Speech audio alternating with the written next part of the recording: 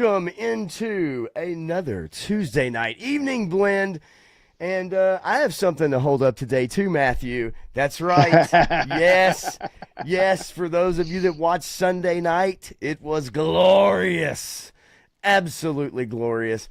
But Yeah, Washington beat the Eagles, but it didn't make any oh, difference. that's right. Yeah. You know a little bit about that, don't you? And being that you're in the great, huge state, I just don't know if you care about the Washington Philadelphia game. Let's put you up on full screen because that's what I like to do. All right, give me the skinny, man. Give me the skinny. Let's go. $5 action figure, double jointed knees, double jointed elbows, Wow. a small blast effect. And anybody know who Kangor is? Any GI Joe nerds out there know who Kangor is? Kangor. The Yeah. name rings a bell. So yeah, exactly. 3 Star knows who he is. He is the repaint of oh gosh, I just lost his name. The trainer guy. Bangor. Big big big Big Big Boa. Boa. Yeah. Okay. Big Boa. And Bangor and Kangor. and so they called him Kangor, and the club's version came with a kangaroo also, but he was the Love it. South American trainer, and so this is actually Streets of Rage Rue figure, and he's a $5 figure at Walmart Streets right of now Rage.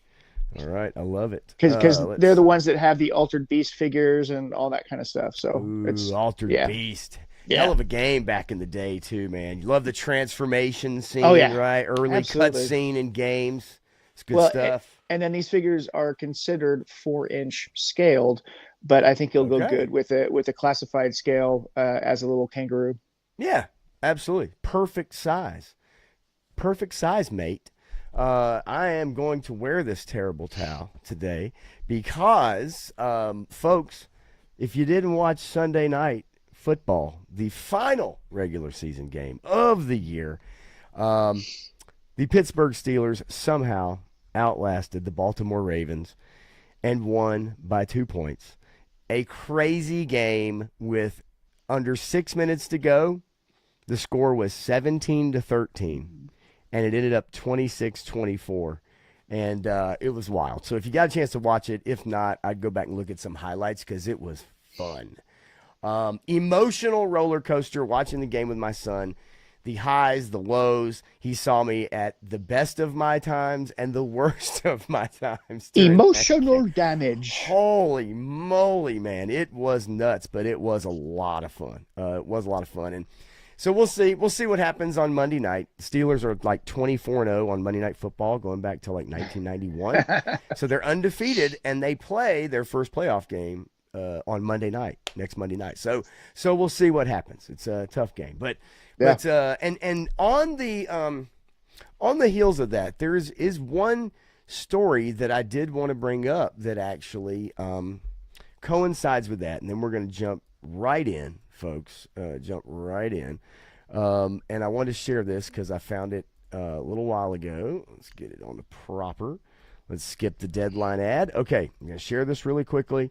Not going to go too deep into it.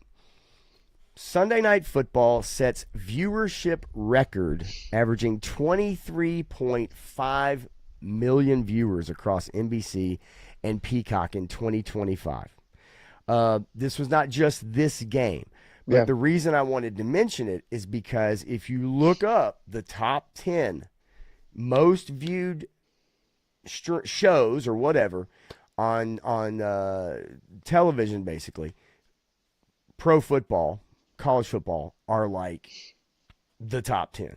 Yep. It is insane how many people watch live sports. And that's really, at this point, what television is really for now.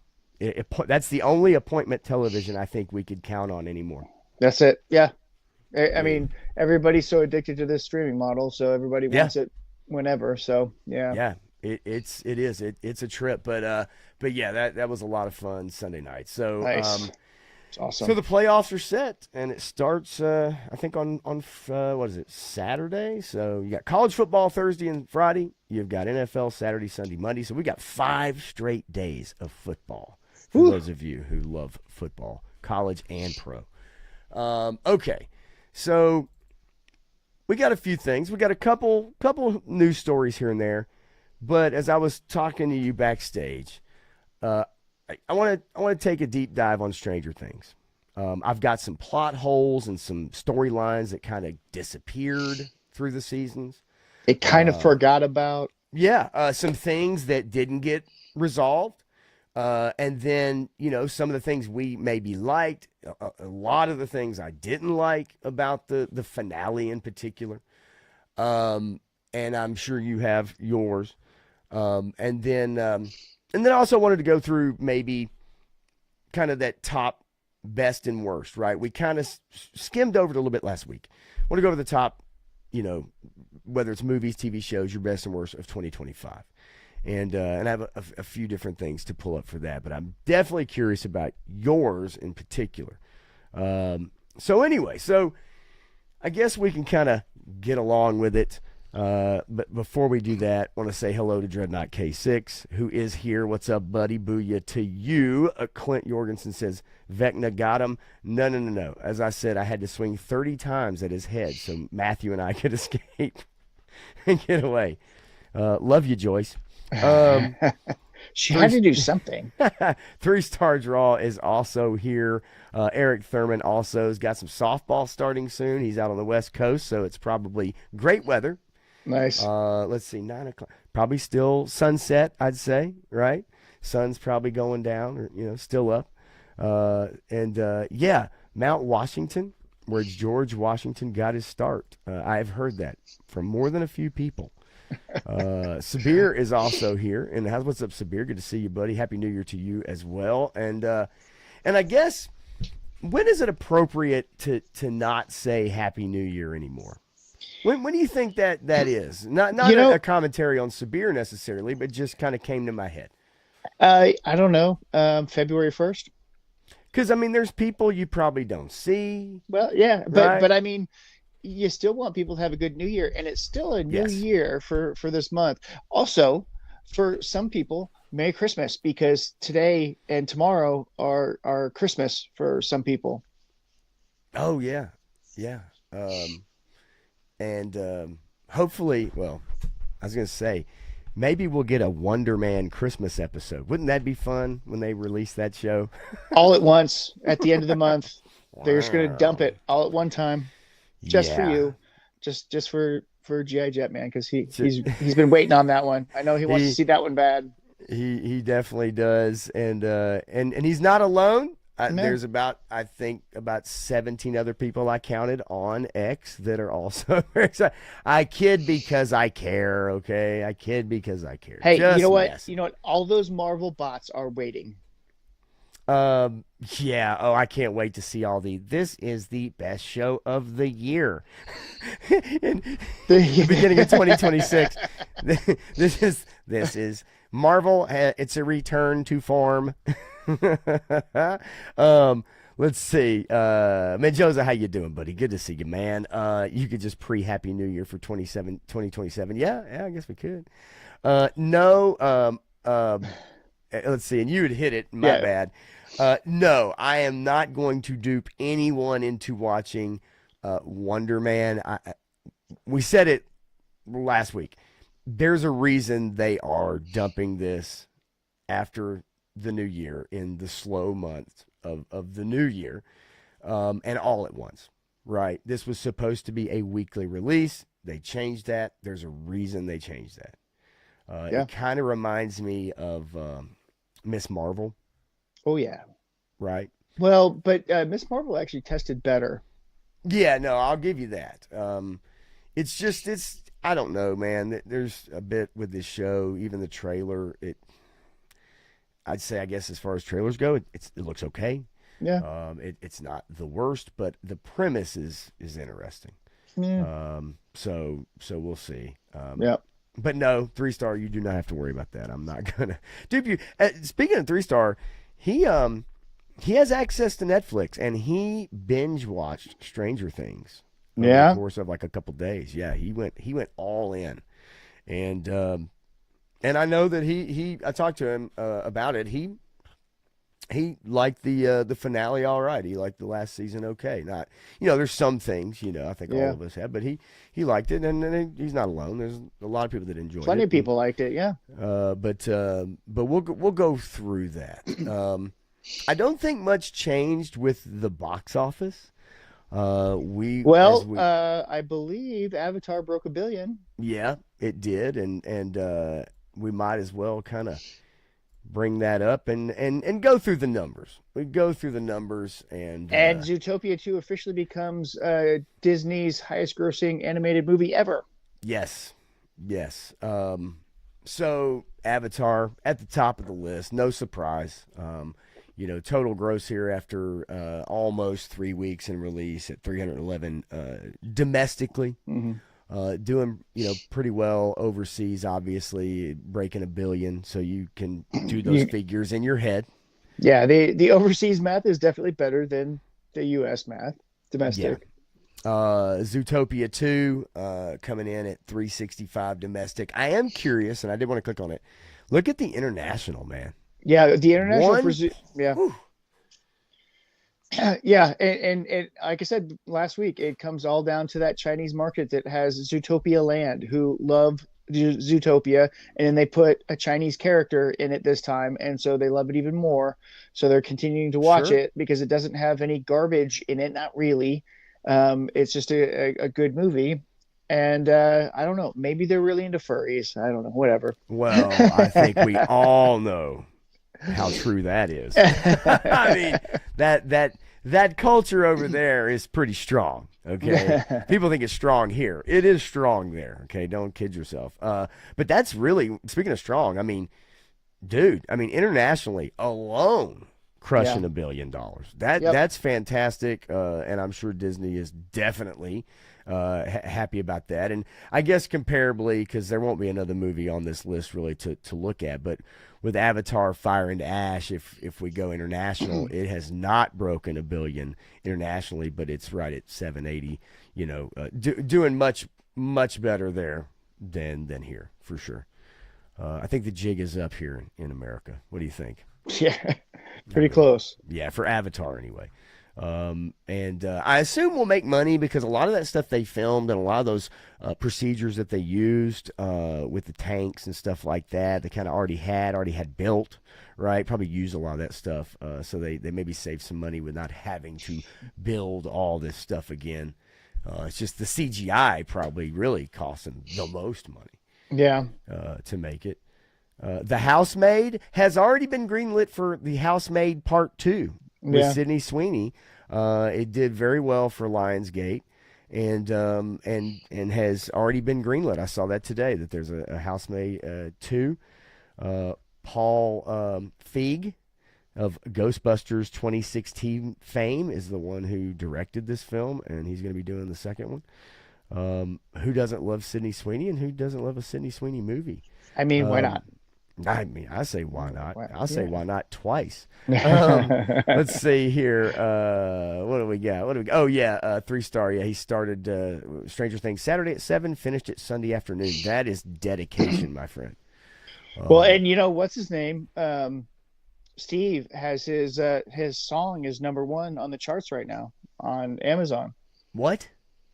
The actor who plays Steve Yeah, is in a band. He's a musician, did and not know that. he hid it from everybody because he went by a different name, and he performed in a disguise up until the finale. And then after the Really? finale, he took off the disguise and said, "Yeah, I didn't want to overshadow Stranger Things with the band and get false following because of it, but." People kind of found out slowly over time, and the #1 downloaded song on Amazon Music right now, or Apple Music right now, is his. Much respect. Yeah. I have a lot of respect for that. To purposefully not want to piggyback. Yeah. Now, you're obviously, once it becomes known, yes, you're going to get fans, right? And yeah, there's a lot of fans of Steve, yeah. the character. That's So, cool. Yeah. Yeah, super cool. Stu for lunch, what's up? Good morning, good evening, good morning, and afternoon to each person or bot reading, processing my words. I don't know that we've ever had any bots in here. Not yet. We're You not big enough know, for bot attraction. no, wait, what are you talking about, buddy? I'm huge in my own mind. I got bots all up in here, man. What are you talking about? Yeah, house made close to 100 Hey, million. those real dolls don't count. Oh no. Are you sure about that? No. 3 Star asks, what was the highest Okay, grossing so animated movie ever? One of the Toy Stories? so now I had that caveat. I saw it reported, and I don't know how accurate it actually is, but it says Disney's highest grossing animated film. I don't know that that's accurate exactly, at least yet, but I think it probably will be. Because the movie Nausea 2 that came out this year is the highest grossing animated film ever. You are correct. Inside Out 2 and Lion King are the next ones, and then Zootopia 2 is there, and they may be talking domestically. I'm not sure, but it's creeping up the charts, and Zootopia 2 has a good chance of surpassing all the other Disney movies before its run is finished. Yeah, and looking right here, yeah, I mean, you're right. It's there's the list, and so, and you've got a new Super Mario Brothers movie that's going to be coming out, Galaxy. I Yeah, think it's this going to year do too, right? well. I mean, it's not going to do Yeah, that well, but it's going to do well. right. I mean, it has potential because if the Japanese markets don't mind the Chris Pratt voice or whatever voice that they're going to use over in Japan, it could be good. And also, the reason I wanted to highlight this question, in a way, and maybe I'm wrong because SpongeBob on this list is holding at number 7, Mm. under David, which is extremely impressive, by the way. David is a Um, good movie. it's very impressive. I'm telling you, like that's because we know how those movies tend to go. I think the animated part definitely helps. But the reason I want to bring up SpongeBob is I think culturally it's not where it was during prior movies and previous releases, and I think that And I'll tell you this, not good as well. as popular as SpongeBob has been or was, there's a lot of people that see it for what it is and don't appreciate what it brings to the table. Okay. Families, people who start maturing at a certain point in their life, they're like, "What is this garbage?" And Yes. they don't care for it. So it doesn't have as broad appeal as some might think it does. And I think yeah, I get that. I mean, look, it is funny. I'm not gonna lie, and everything I've ever watched, every episode I've ever seen, which years ago when my son was really little was a lot, was absolutely hilarious. I'm not gonna lie, a lot of laugh out loud stuff. But I just think cultural relevance at this point is not what it was, and I think it's kind of diminishing returns. Garaf, how you doing, buddy? Yeah, 3 Star. Getting a real doll as soon as they're like a self-cleaning Roomba, that could be quite interesting. As long That's as a she scary. vacuums and cooks, right? And then you have to clean it. Self cleaning. He's got to have some self cleaning. Okay. Okay. Tony's Figs, how you doing, buddy? Good to see you, man. Saw you a little while ago on Circle of Jerks. Triple D's Toy Dungeon. What are you doing, buddy? I was this close to putting your shirt on tonight. The one with your logo on it. I'm gonna wear it next week, though. I promise. I promise I will. And Darren, I said that before you typed it, so just so you know, it must be self cleaning.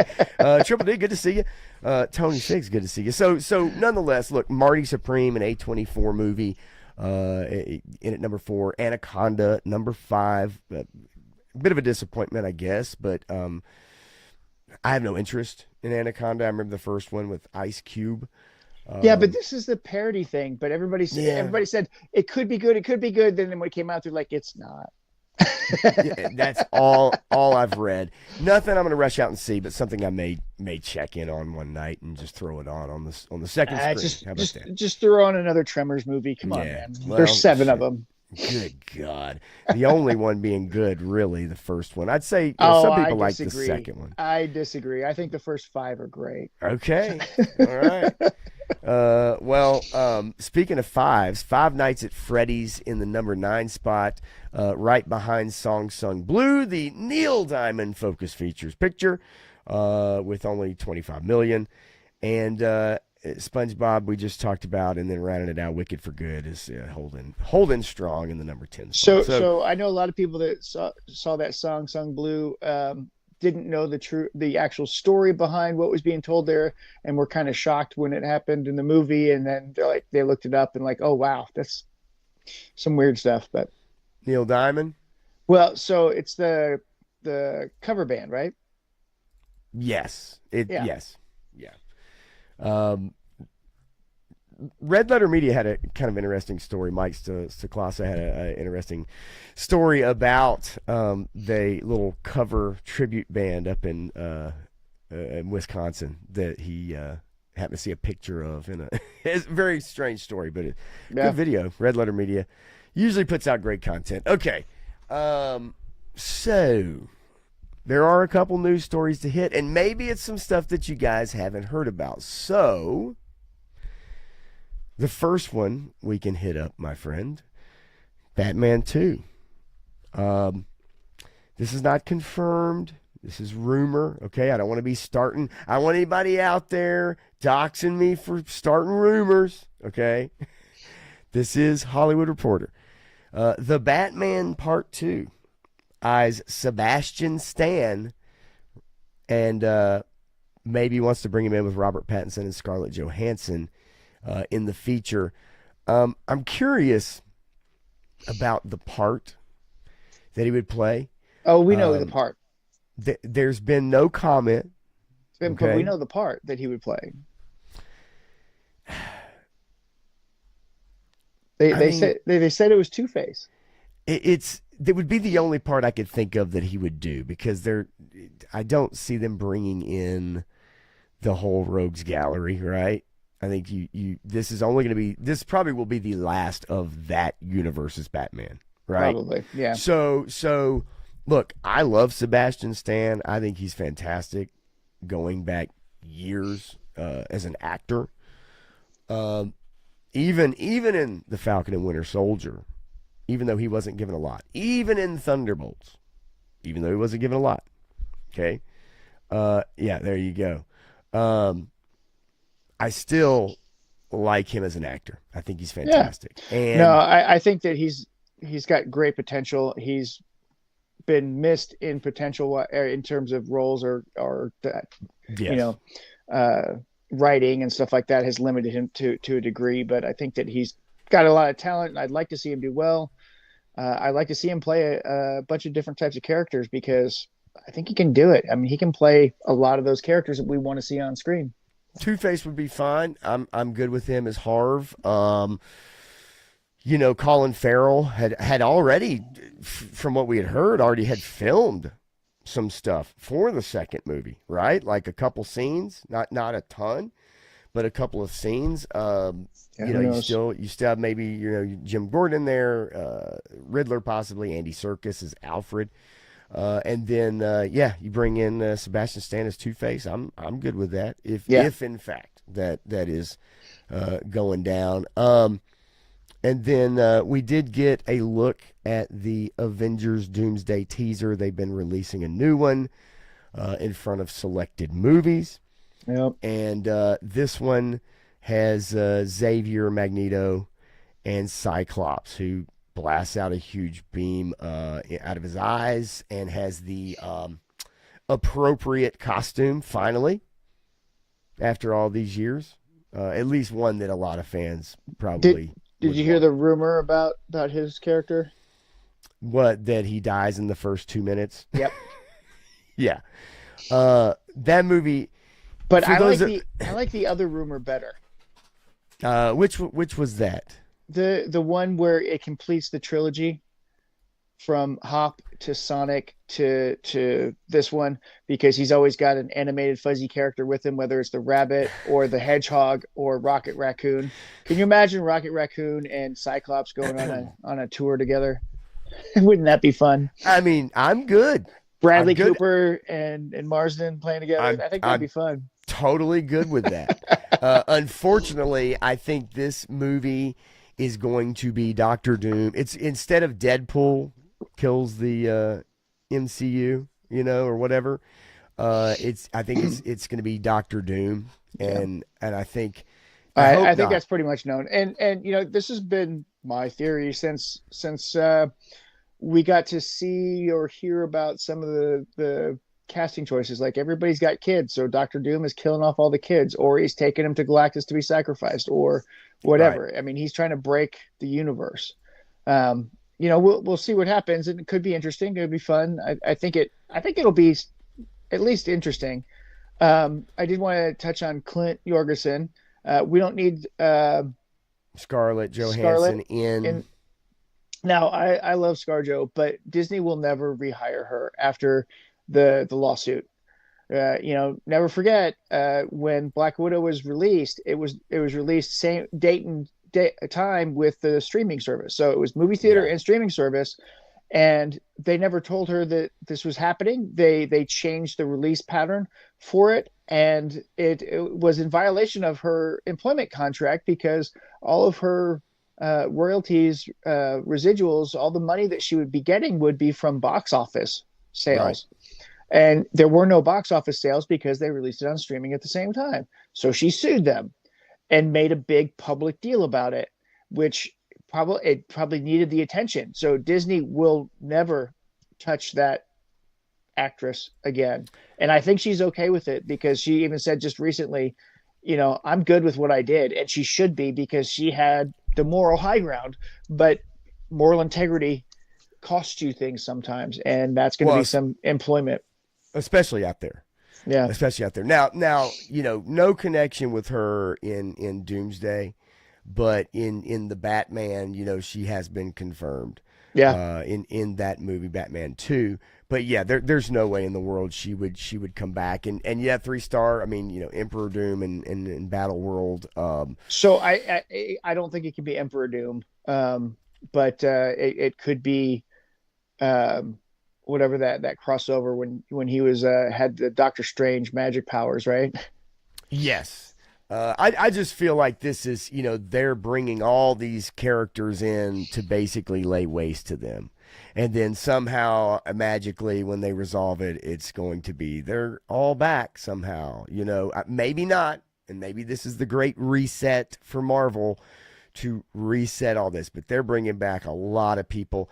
That's a ton of people to stuff into a movie. We could take a look at the trailer here really quickly. But Graf, Yeah, I Evangeline heard about Lilly that. passed out, smashed her head against a rock, kind of messed her face up, and then came out a couple days ago and said that she has brain damage from all the Yeah, tests that they've given her. They have definitely confirmed that she has diminished capacity or diminished yeah. brain activity. Yeah. Yeah. I mean, there's no doubt. You hit your head on a rock, you're having brain damage. I mean, it's concussion is brain damage too, Sure. but this is more severe than just that. So yeah, And look, that's unfortunate. I'll give her props, man, because in the last few years she stood up for some stuff that was not popular out there, Yeah, in Hollywood. So I'll yeah, give her props for being outspoken and not just going with the status quo. So yeah, absolutely. hopefully she is doing okay. Okay, let's take a look at this trailer. Let's see here, and we'll see. Hopefully it won't stutter. StreamYard's been acting really weird when it comes Did to I playing stutter? video. Did Did I? I stutter? You talking to me? All right, let's take a look. Here is the latest Avengers Doomsday trailer.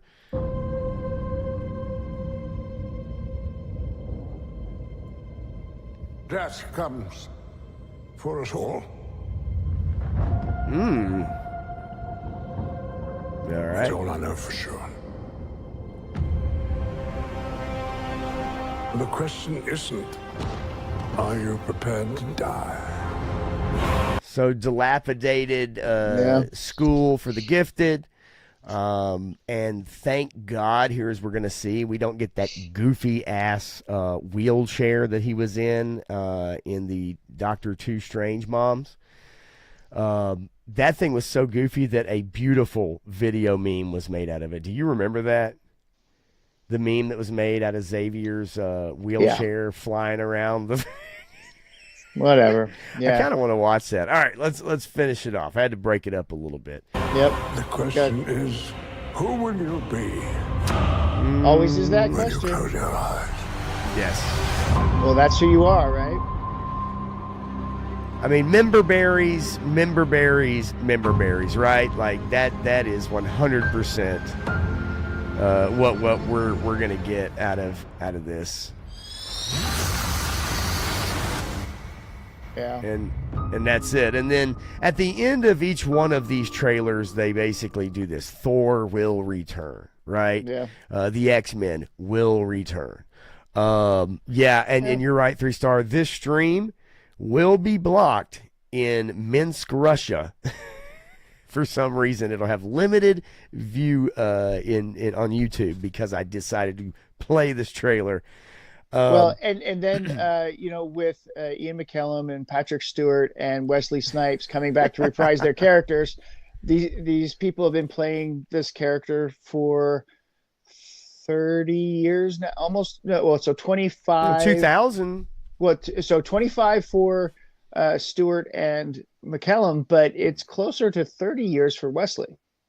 Yeah, true. I mean, and even think about these guys when they went back, even just filming, right? The year before or whatever it took when they filmed before it even came out.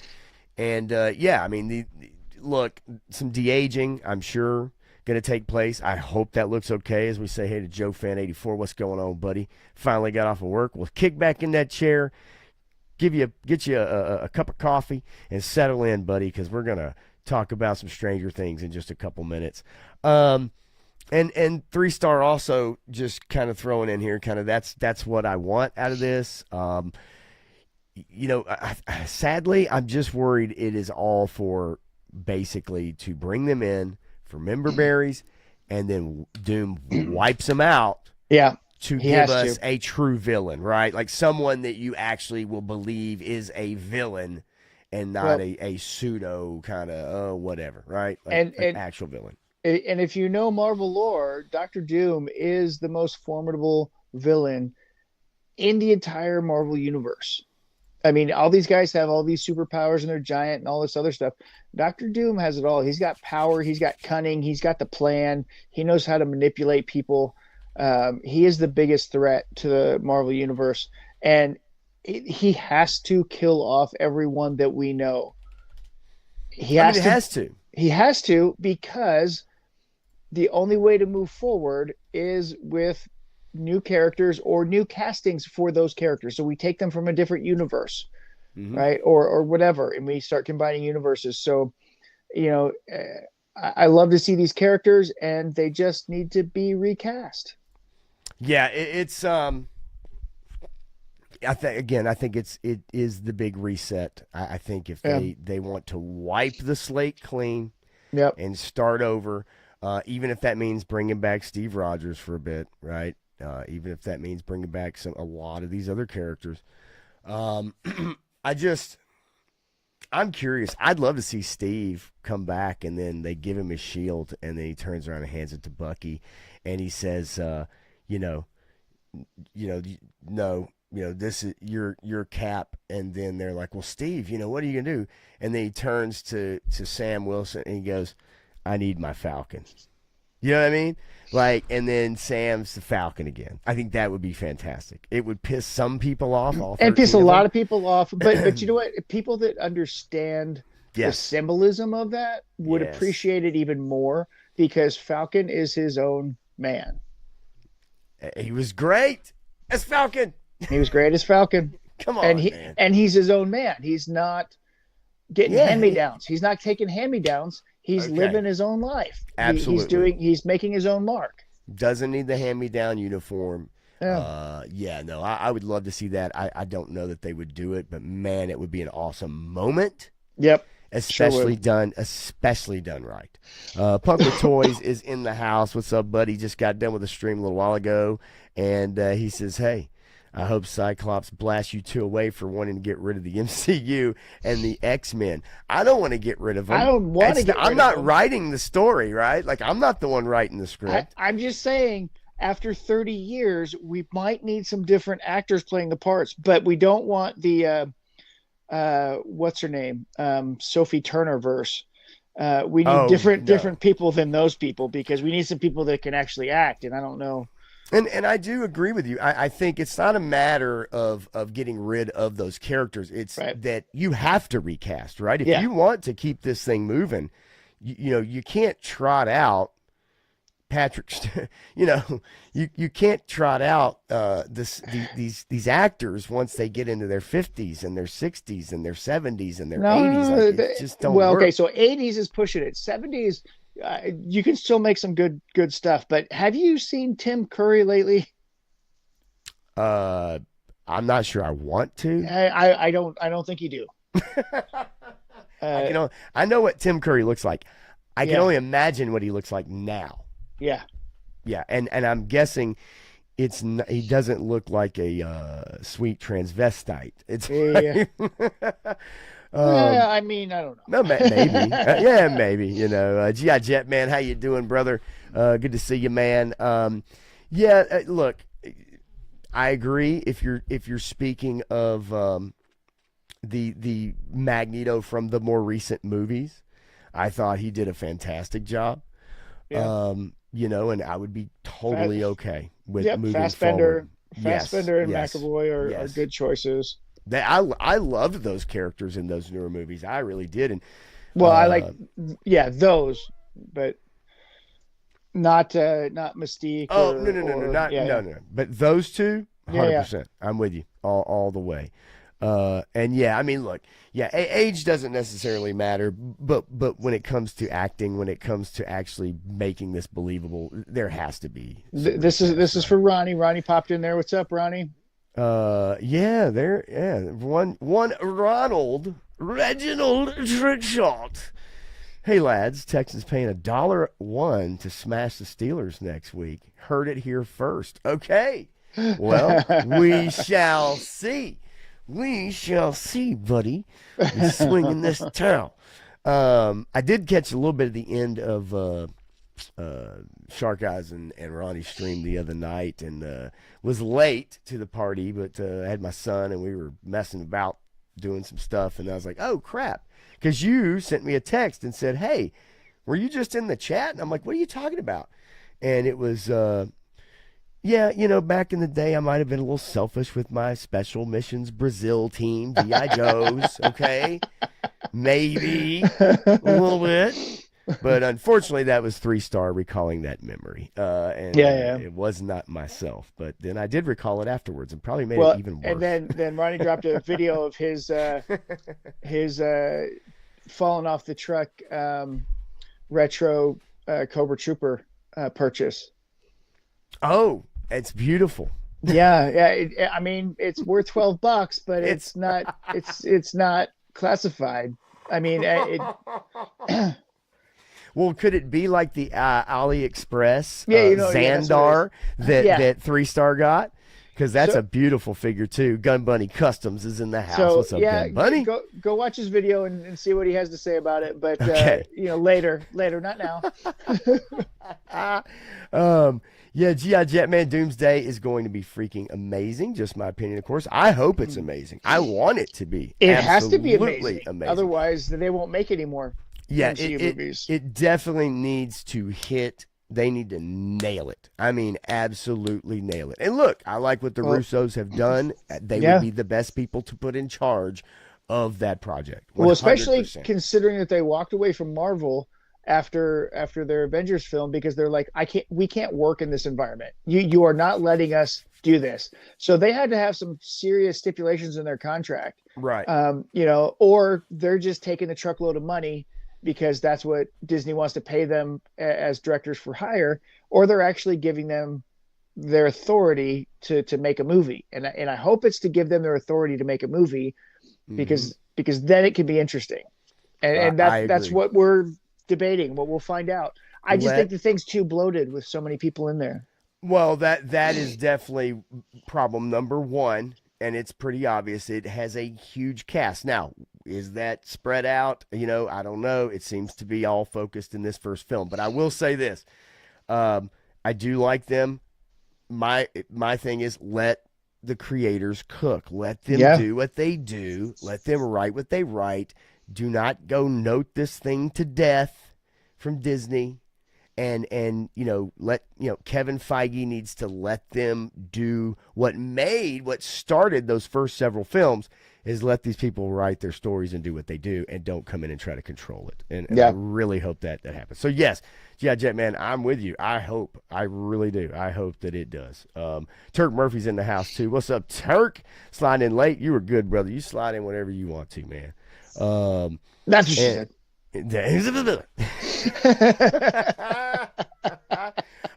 Now, Russo's doing Doomsday and Secret Wars. That I don't know. I don't think so. The Shang-Chi guy's doing Secret Wars, right? Yes. And speaking of Shang-Chi, Simu Liu, he's in some new show that's like streaming on, I don't know if it's Amazon or something. Is it Clip Art Model, the TV show?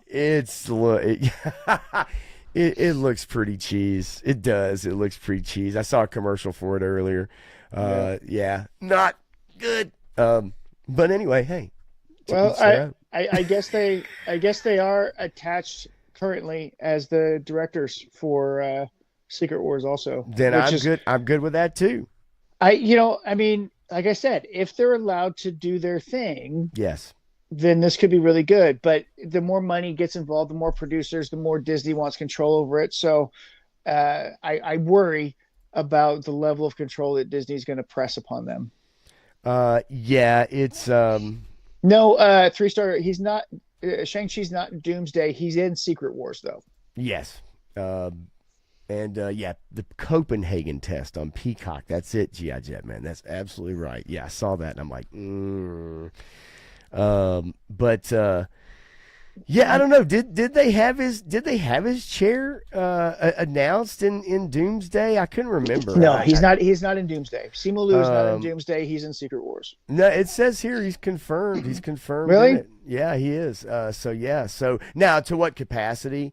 It could be as like a lot of those other people in the movie, is that, it could be a very quick role. It could be a major role. I know that they've kind of confirmed kind of who the next Avengers are moving forward to an extent. But yeah, we'll see. Him being a newer addition compared to a lot of the older cast members and what that looks like. Moving forward, I don't know. There's so many people in that movie. It's so many people, and Simu Liu is not a talented actor. I mean, his perfect role was playing a Ken doll. I mean, Marvel's Katie. He did get to act with Marvel's Katie. No, he didn't. He was perfect as Ken doll. He actually did pretty good in the Barbie movie. I'm not gonna lie. That's what I'm saying. I mean, he did good with that role, right? Yeah, and in Shang-Chi, he was the most useless character in all of the Shang-Chi movie. Well, he did nothing in that movie. I will say this, and that's because they wrote it that way. Oh, well, yeah. That was peak MCU phase. They wrote it that way, and he didn't write the movie, but separating actor from activist. He did not have a lot of control in that movie. It's amazing the load that a Canadian-born Asian man throws on the rest of the Asian society that may or may not agree with him on certain things. It's fascinating, man. We said it all the time, though. If they would just chill and just chill, just act. The new Falcon in Doomsday. Does he really need to be there? And I think you're right, Ronnie. Disney is moving to Venezuela. I did see that. They do appreciate a fascist dictator overlord, right? I mean, they do appreciate them. And speaking of which, I have one last story before we jump in. As Stu for lunch says, I'm fine with Simu, but no to that Aquafina. You remember her rapping, by the way? Oh boy. Okay. So speaking of dictator.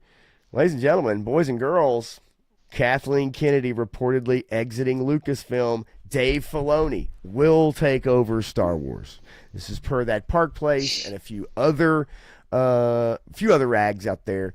Kennedy's on her way out at Lucasfilm. Dave Filoni could take the top spot if a major Hollywood news source is to be believed.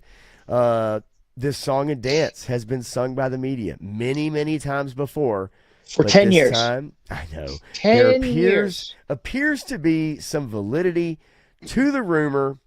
Now, remember, last year, an inside person predicted that Kathleen Kennedy would be out within the next year or announce her retirement within the next year, and that Dave Filoni and somebody else would be brought up. And it looks like they picked somebody else besides the other person.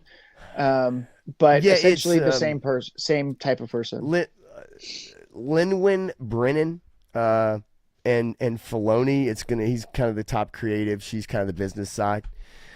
So evidently it's going to take two people to take on the role that absolutely Kathleen Kennedy.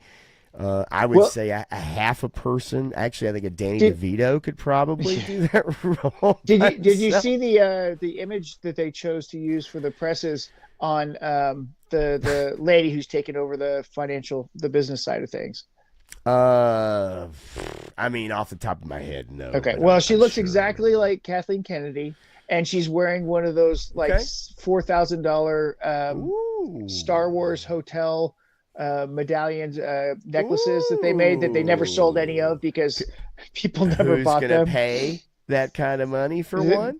Yeah, they had all these things left over that they probably like, here, take this. I mean, nobody's buying them. Right. Now, before I do get to this question from GI, 3 stars says, did Mike Zero send this article to everyone? No. Now, this is according to... No, that was War Chest that sent it. Yeah, it was. This is Matthew Baloney from Puck.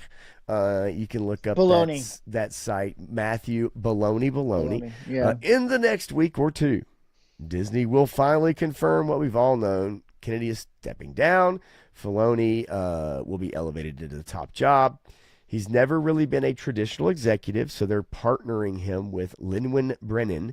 He'll be the decider on the creative direction of the franchise in film, television, and any other platforms in the galaxy. And that is what has me actually worried.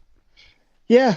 I mean, there's a lot to be worried about that. And also, just so everybody knows, if you're paying attention at all to Mike Zero, he no longer does much on Star Wars anymore. He talks all pop culture stuff and takes the lead from Nerdrotic and Geeks and Gamers and Jeremy from the Quartering and other people like that.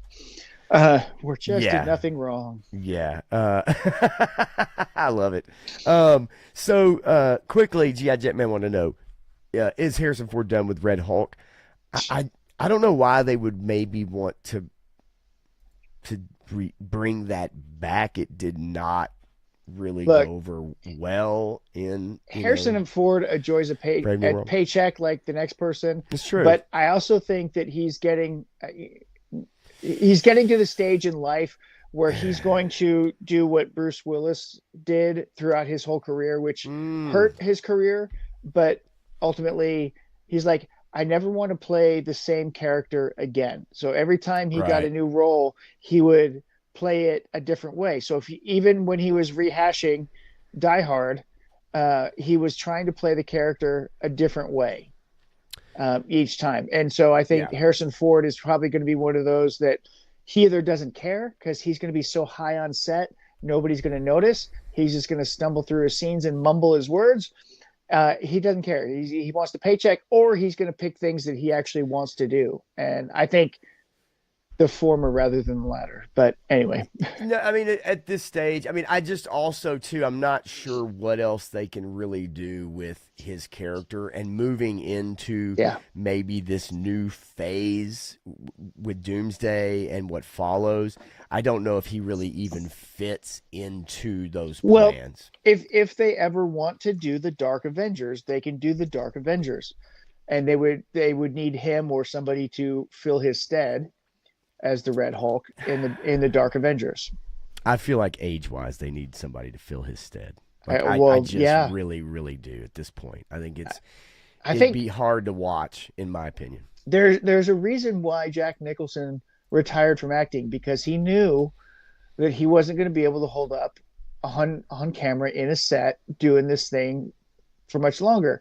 I think Harrison Ford's to that point. I don't know if he's realized it yet or not, but he's not capable of keeping up the pace that's required No, no, no, on a no, set. no. I agree. Yeah, and last thing here as far as Shang-Chi 2. Yeah, Simu Liu, saying, "Hey, look, it's still in the works. Still, headed towards a second movie." I mean, I'll say this: looking at maybe what that film kind of brought in, and maybe what they spent on it, and just the overall, I guess, how it was received. I don't know. I mean, I haven't seen anything from the studio, but I know that he has expressed, Simu Liu has definitely expressed that, hey, this thing's still working. I have a feeling they're really going to focus on making Doomsday the best movie they can. Yes. And then from there, I think that's truly going to determine their release schedule and what they decide to focus on moving forward. Which is what so you're we'll supposed see. to do. I Yeah. mean, you can't plan things out. And even in phase one, it wasn't entirely planned out. It was, Right, right. hey, we're going to make these movies, and oh, look, they're so good. Let's see if we can try and build threads to connect them, and maybe later on we can connect them. And you built a foundation, and then you put the foundation together on, and then you put stuff on top of it. That's the way you have to do it. You have to make something successful first, And and I then you think can build on it. You can't plan the build on top of it before you have a strong foundation. 100%. I agree 100%. And I think because of the recent kind of woes that they've had with Disney Plus and the Marvel shows there, and then even theatrically, yeah, I think it is definitely Doomsday. Let's hit it. And then if we can get into Secret Wars and we can start planning it out from there, but they really need a major comeback. I mean, it is that. It sounds Yeah. silly to say, right? But like they need a huge comeback, and they've got to knock it out of the park with this movie coming up around Christmas of this year. Yeah, Gerald Ford should retire. Yeah, I agree. I believe I believe he retired from life in 2006. So I Oh mean, there's no! Oh no! Okay, ladies and gentlemen, that's news. That's news. You heard it here first. Gerald Ford retired from life in the 2006 year of our Lord. At least six-ish, somewhere in there, I think. Anyway, as we say hello to the fantastic, lovely, and talented Mr. Wonderful, what's going on, buddy? Okay. when we're done here, you guys can go over there and watch their replay of their top figures from this year. Absolutely. Except for not listen to Mr. Wonderful there, because he didn't actually open most of his. So Wow, sounds like me. So, it is time. It is time. A couple things I want to get out of the way regarding Stranger Things. As this Deadline article, Stranger Things 5, Season 5, sets New Year's Day Netflix viewership record with finale, enters most popular list. The Great Flood makes non-English film list. Of course, we don't care about that. But yeah, that is first and foremost the news. The 2-hour finale fueled Netflix to its most views ever on a New Year's Day. So the streamer would not reveal how many of those views were, but announced announced that the fifth season delivered 31.5 million views for the week of December 29th, which included 4 full days and a few extra hours of viewing for the finale, in addition to 7 days for episode 1 through 7. That is a lot of jibber jabber. well, and then they had to quantify it, right? They had to put all these caveats on it, on New Year's Day, on whatever. So yeah, they're really narrowing it down there to that very specific time frame. It's just interesting, but I think the movie theaters were happy with it because they got all the profits from it. Netflix didn't take a dime from letting them show it in the theater. So every ticket sold went straight to the movie theater. So I think the movie theaters appreciated that. And if anybody else can come up with a TV show that's streaming and have their finale or one of their big events be put in the movie theaters before it drops on streaming, a day or 3 days or 5 days before, a week before, I think would be something that could help the movie theaters out a lot.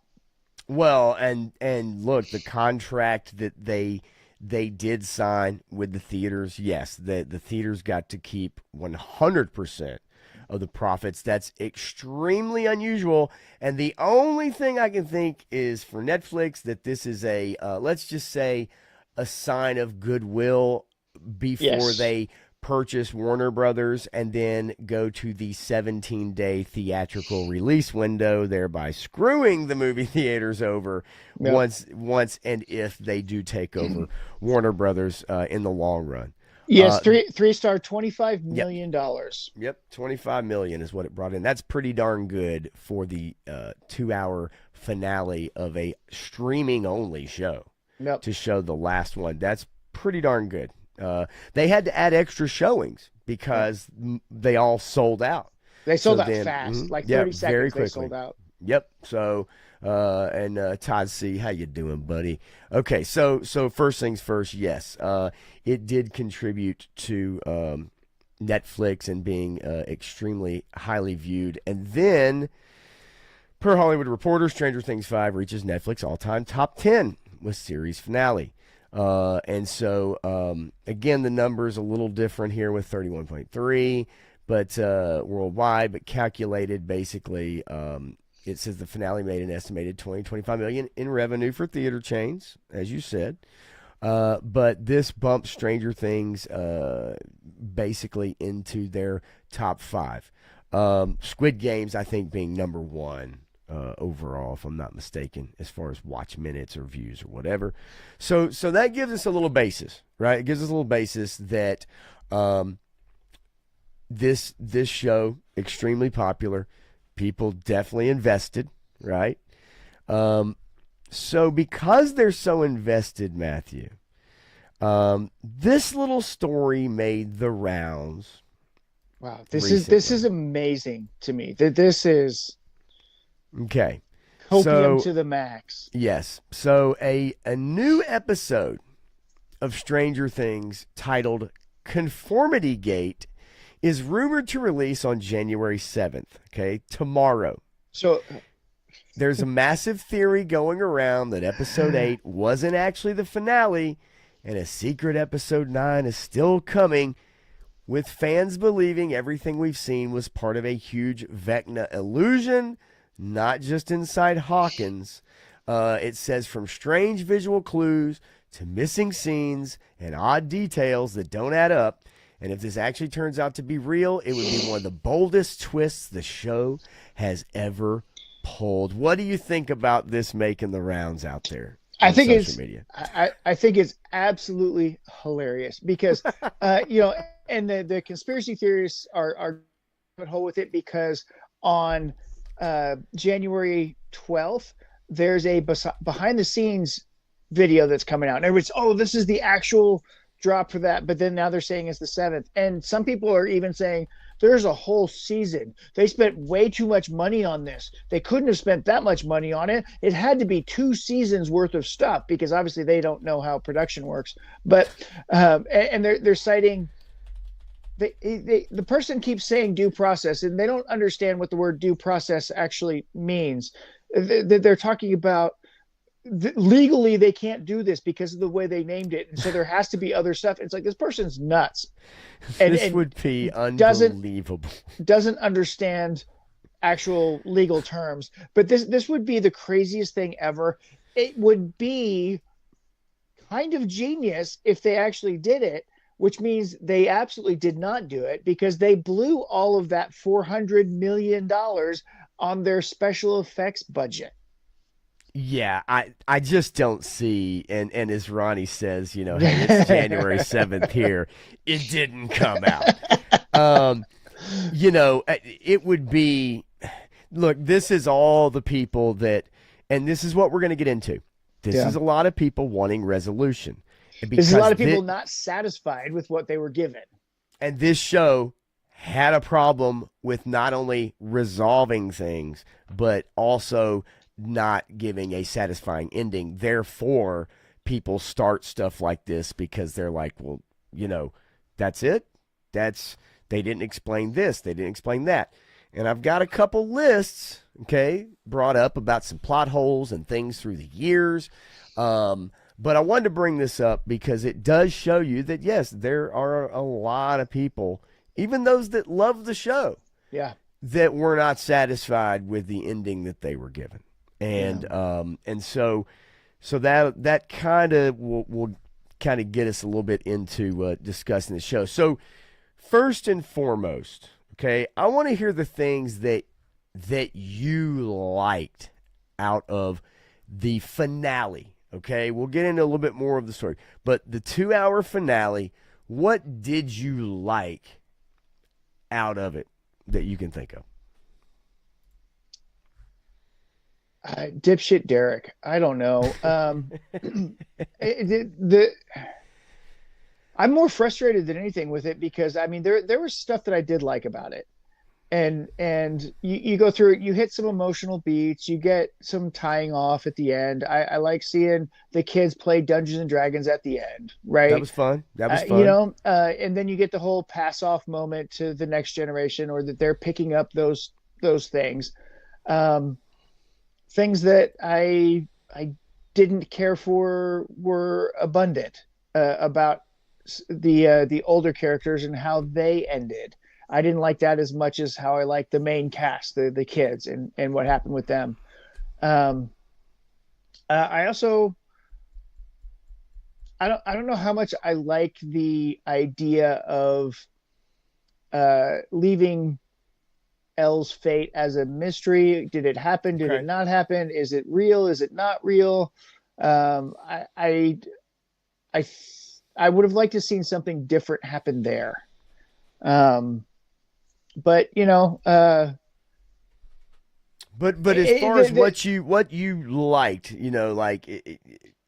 does anything really jump out at you over that 2-hour finale where you were like, that was awesome, that was cool, man, I liked how they brought that to a close, or this character's story to a close. The hour or the 45-minute long epilogue to the episode. Yeah, no. The Steve Dustin stuff is always good. They had some awkward moments with Dipshit Derek, but I still like his character. There were a handful of things I liked, but most of it, I have so many problems with almost everything they did with this season. They hit some emotional beats, and I'll say that. So yes, you can find some emotional beats that you enjoyed or you connected with in this, for sure.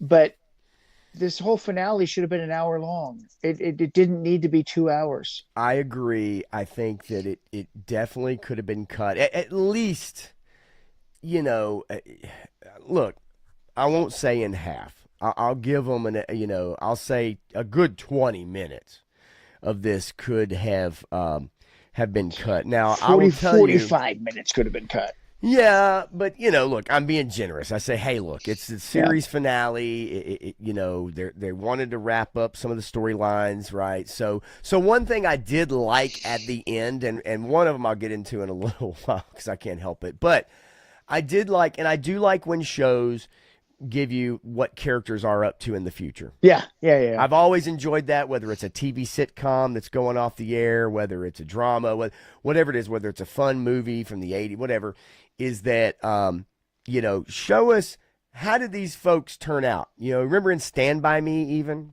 Yeah. Right? Yeah. And one of the characters, it's not a very good ending, right?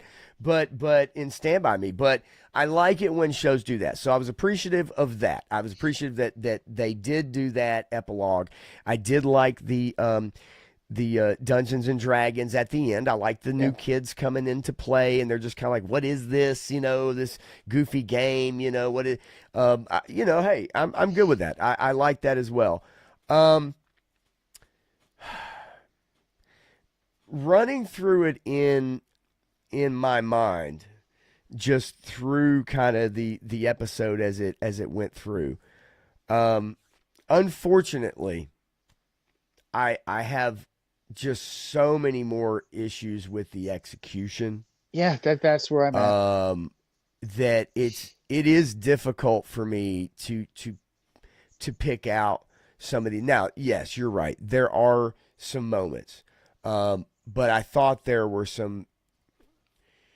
Some people would say, "Oh, I like the fact that Jonathan and Steve, Jonathan saves Steve's life," which that scene alone is ridiculous. But then on top of that, yeah, we need to talk about that scene. In the moment, it's like, "Hey, man, thanks for saving my life. Well, I still hate you, but I wasn't gonna let you die." It's like, okay, like, but they faded to black in the middle.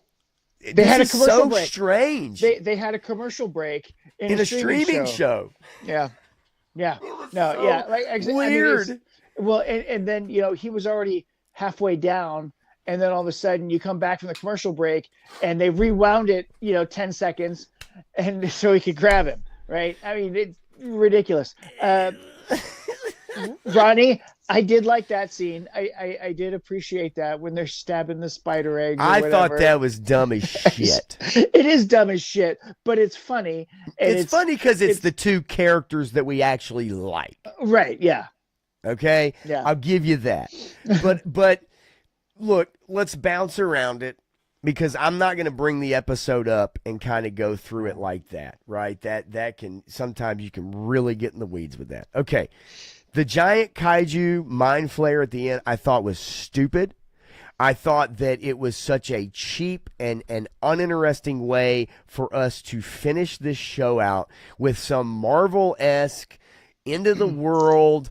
And the reason why is people say, well, it was the end of the world. No, remember, at the beginning of this season, they minimized the end of the world by putting giant metal plates on all the cracks that were breaking Hawkins apart. We find out kids are sledding down them. The military's come in, and they're in a military state, and there's these giant metal plates over these cracks. If you remember at the end of season 4, it looked like the world was going to hell. And everything's okay. And so End of the World, I thought, was a really dumb way to finish the thing out. I thought Cerebral would have been the way to go, and not a giant action scene with 100-foot kaiju and Nancy turning into freaking Rambo, who doesn't know how to cock a gun. Do you know who Barry Sonnenfeld is? Yes. Okay. Do you know what projects he was attached to in the 90s? I can look it up. Run them off, but I know. Right. So he was going to make a Superman movie, and he wanted Kevin Smith to direct it or work with him, write it. I remember that whole thing. And Barry Sonnenfeld demanded that there be Brainiac and a giant spider at the end of the movie. Okay. Yes. And then he didn't get to make that movie, but he did make Wild Wild West. And so he put his giant spider in Wild Wild West. Okay. As soon as I saw this giant thing come up and do its thing, I thought, Wild Wild West. This is Barry Sonnenfeld right here. Okay. And then my second thought is, where are all the demigorgons and demidogs, and why aren't they running around? Why are they not around? And when you ask I've got their answers. I've got their answers here in a minute. The Duffer Brothers kind of forgot about them. And then regretted answering questions after the finale. I've got that to pull up here in a little bit. Yeah. Okay. So just that scene alone, I felt like it comes out of nowhere. And I know we saw Vecna strung up. He's in the middle of that room. You see the thing sticking up, right? The big spy. Well, obviously those are the legs, but we didn't know that at the time. I thought it was such a goofy way to finish this show because it makes the Mind Flayer at this point, this thing that's been controlling Vecna, this thing that's this huge danger, pulling these worlds together or whatever, and it turns it into a 50s Godzilla movie. It turns it into them from the 50s, right? It's a giant ant, giant spider superimposed on the screen with humans running, and so somehow they're able to run away from it. Somehow Yeah. they're able to teleport on the cliffs up above and throw fire balloons. And Nancy is Flare guns. Remember the flare shooting an gun? assault gun. We Yeah, need the to talk about the flare flare gun. gun. All of a sudden, Mike has the flare gun, which is the most thing he's done the entire season. Well, Nancy couldn't trust him with a real weapon, so they gave him the flare gun. Oh God, yes, that's right. And then it happened to be the most effective thing that they used. thing they used. But yeah, that whole scene, Nancy in the crevice, and if you go back and look at it, she's shooting the machine gun. She grabs the handle on top as if she's cocking the gun. Like it's. I couldn't get Spaceballs out of my head. Oh yeah, that scene. Princess Vespa taking Yes. out all the Spaceballs and says, "That was pretty good for Rambo." Yes. Yeah, no kidding. Because No. I mean, if you look at the images, they made her look like Rambo.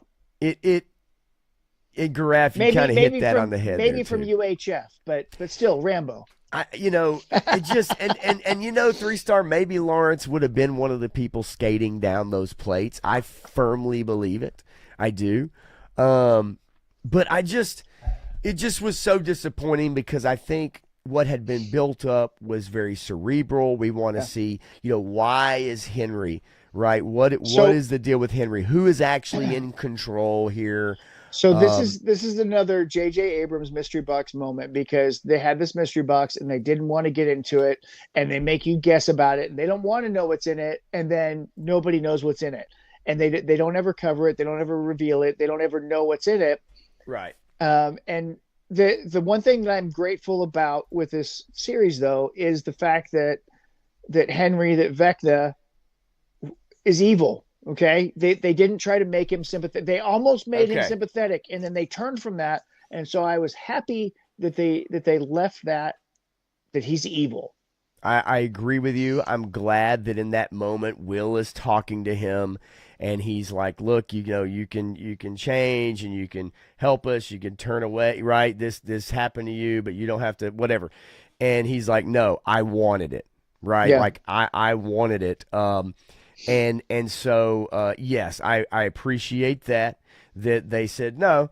This kid, even as a kid, right? Like when the mind flare particles go into him, when he holds the stone that we get no explanation of, nothing about this stone, where it comes from, what it is. Clearly, it's a philosopher's stone. Didn't you watch all these movies about the philosopher's stone? I mean, come on. Just the one. Just the one. But it was called the Sorcerer's Stone here in the United States, so you wouldn't know what a Philosopher's Stone is anyway. Because you're used in America, they're too dumb to know what a philosopher. I hate that nonsense. I agree, but you're right. That changed, yes.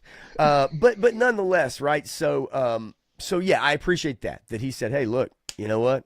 I'm down with the devil," right? He's like, "Hey, I'm bad, and I want this." Yeah. And so cool. I think the way he died was stupid. Yeah, it was dumb.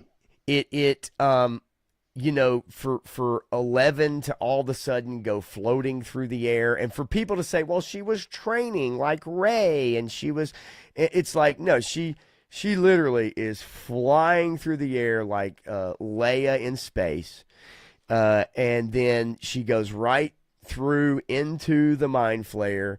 There's Vecna. And then it's a matter of stabbing him on this spike, right? Pushing him on this spike with powers. And then Joyce teleports out of nowhere.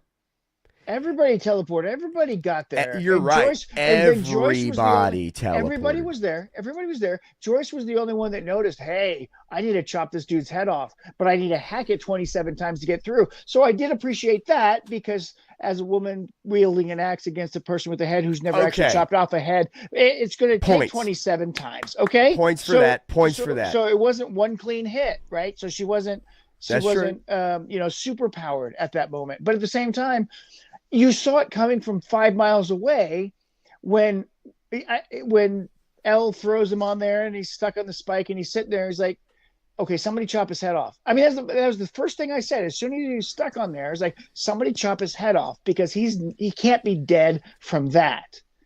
And it took Joyce to figure it out and do it. But look, I get it. People say, well, it kidnapped Will. That was her kid. This is all this emotion I get coming it. out Whatever. and all that's fine. Yeah. I just thought the idea of it, we're talking about a guy who had been shot at by the military and set on fire and had his limbs broken by Will, in the one scene where his leg and it, and then it's like this, that was it. Yeah. This was it. There's, other than Will talking to him momentarily and trying to convince him he's good, this is it. This is there's no cerebral, there's no explanation about the stone, nothing like that. It's just, then we get this goofy scene to chop his head off. I think they needed to lean more into the magic, metaphysical, whatever.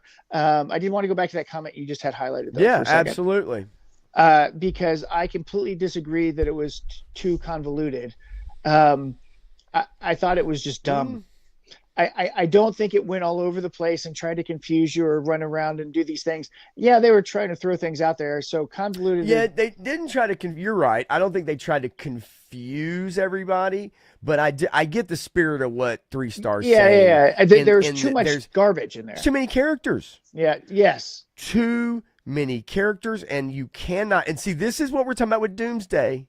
Okay. Yes. If you think this was too many characters, and this is a 2-hour show finale, what do you think's going to happen in Doomsday? You've got 40 more characters in Doomsday. That's what we're worried about. So yes, too many characters. then is the Upside Down that dangerous? Is the air that dangerous? There's no more Demogorgons. There's no more the dogs. The Candy Striper asked that question, right? The completely pointless, useless character who is only there to scream and to look at things and scream and to look at things and scream and panic. But the one thing that she the did redhead, contribute, the girlfriend of Robin. Yeah, the one thing that she did actually contribute was, is this air breathable? Do we know anything about this? Is this toxic? That's right. And like, we don't know nothing about it. We're just going through. It's like, well, that might be some interesting information to know what the air composition is, so you can actually figure out where it's coming from. But you remember, okay, so isn't that where the military comes in? It should have, but we completely forgot about the military in the finale. And what was their the point? Purpose. What was their point? What was the point of the military, not only in this season, but even at the end of the 5th episode, where they just disappear? Hawkins is back to being a free state again, or a free city. No one gets prosecuted for killing 50 soldiers. They committed treason and they killed 50 American soldiers. U.S. military men were murdered on the job in this location by these civilians. Now, some people will say, and I've read this, I've seen this, well, they were conducting kind of a secret thing. They were trying to figure out how to attack Russia, and therefore they want to keep it hush hush. But they could prosecute people hush hush, right? They could imprison people hush hush. Like, the world doesn't have to know. But that's another aspect of the show. All you in do this is season. you convict them of child pornography, and boom, they're gone. Well, that's true. But there's another thing in this season that confused me, and 3 Stars, and another comment that I found interesting as well. But the world, we don't even know what the rest of the country thinks about what's going on. We don't know what they've been told about Hawkins, that it's cut off so people can't get in. That would be a major story. Even in the 80s, it would be a story. There's no hiding that. Just because there's no social media, there's no way that the country, people living in the state, would be like, okay, my aunt lives in that town. I can't go see my aunt. My mom is dying. I can't go see my mom in Hawkins. What's going on? The military's blocked it off. That part, we get no explanation of any of that. And the reason I bring it up is because, again, at the end of season 4, this is like a world-ending event that's going on with the place breaking apart, and it looks literally like hell is coming up into our world, and then it's all just kind of wiped away. The military has a base down there. There's electricity. There's no water in the Upside Down, but somehow they have a tub down there for 11 to be able to go into. Whatever. She gets shot, but then has no injuries. Does she get shot? But they literally they show the water. She's got red on her shirt.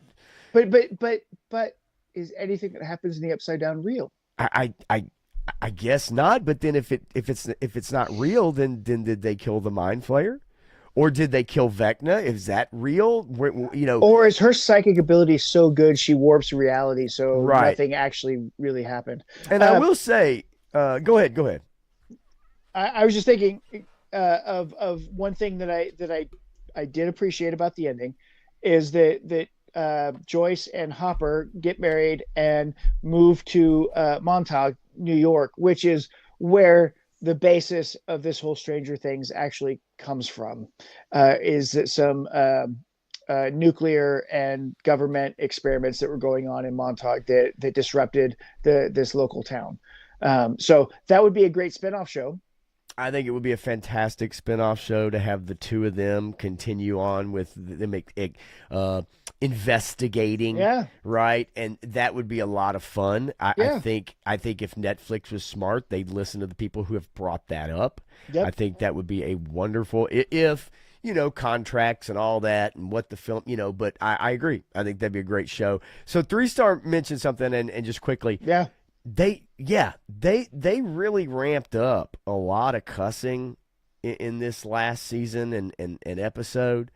F-bomb in there too. And it was interesting for a show that kind of was a throwback that, hey, you can have even maybe your kids who are maybe a little old enough to watch this, right? Like, because it's a nostalgia type of show, and it takes you back to the 80s where you'd think it's a Goonies or it's an E.T. or something like that. Well, I mean, you got to think about the language they used in Goonies and stuff like that, because there was some language in there that we would find maybe inappropriate for some of the kids that are watching it sometimes. Right. I mean, either way, okay, I have some lists, and I'm just going to throw some things out here that people have brought up as far as plot lines, things that maybe didn't get resolved. It just kidnapped a foreign president. One of which there's a lot of Venezuelans who are extremely happy about. And you know what? Now Biden's got to pay that $25 million bonus check to Donald Trump for actually accomplishing what he actually put a bounty out on, because Biden actually did that. It is true. It is true. No, you heard it here first, folks. No, okay. So just to scroll through some of these, and these are multiple lists, couple rags, and then there's I pulled up even a Gemini list, just kind of ask it. So a lot of these are, where are all the Demogorgons, right? It is amazing that all of a sudden that stuff all those creatures just kind of disappeared. Now, I'll get to the answers that the Duffers gave about some of these things, because I do have that as well. How did Max graduate after a 2-year coma and graduate with her friends? That is interesting. There are cases where schools will make exceptions for students who maybe get in a car accident or have, a life-changing but they still do disease work. Or something like that. They still have to do work to meet a requirement to substitute their time in school to get the diploma. Now, she took her GED or whatever, I mean, I won't get into the semantics of all that. I don't have any big problem with her graduating with her friends. It's fine. What I did find interesting about the graduation ceremony is that Robin's girlfriend's gone. For a minute, I almost thought she was, lug, lesbian until graduation. Man, damn.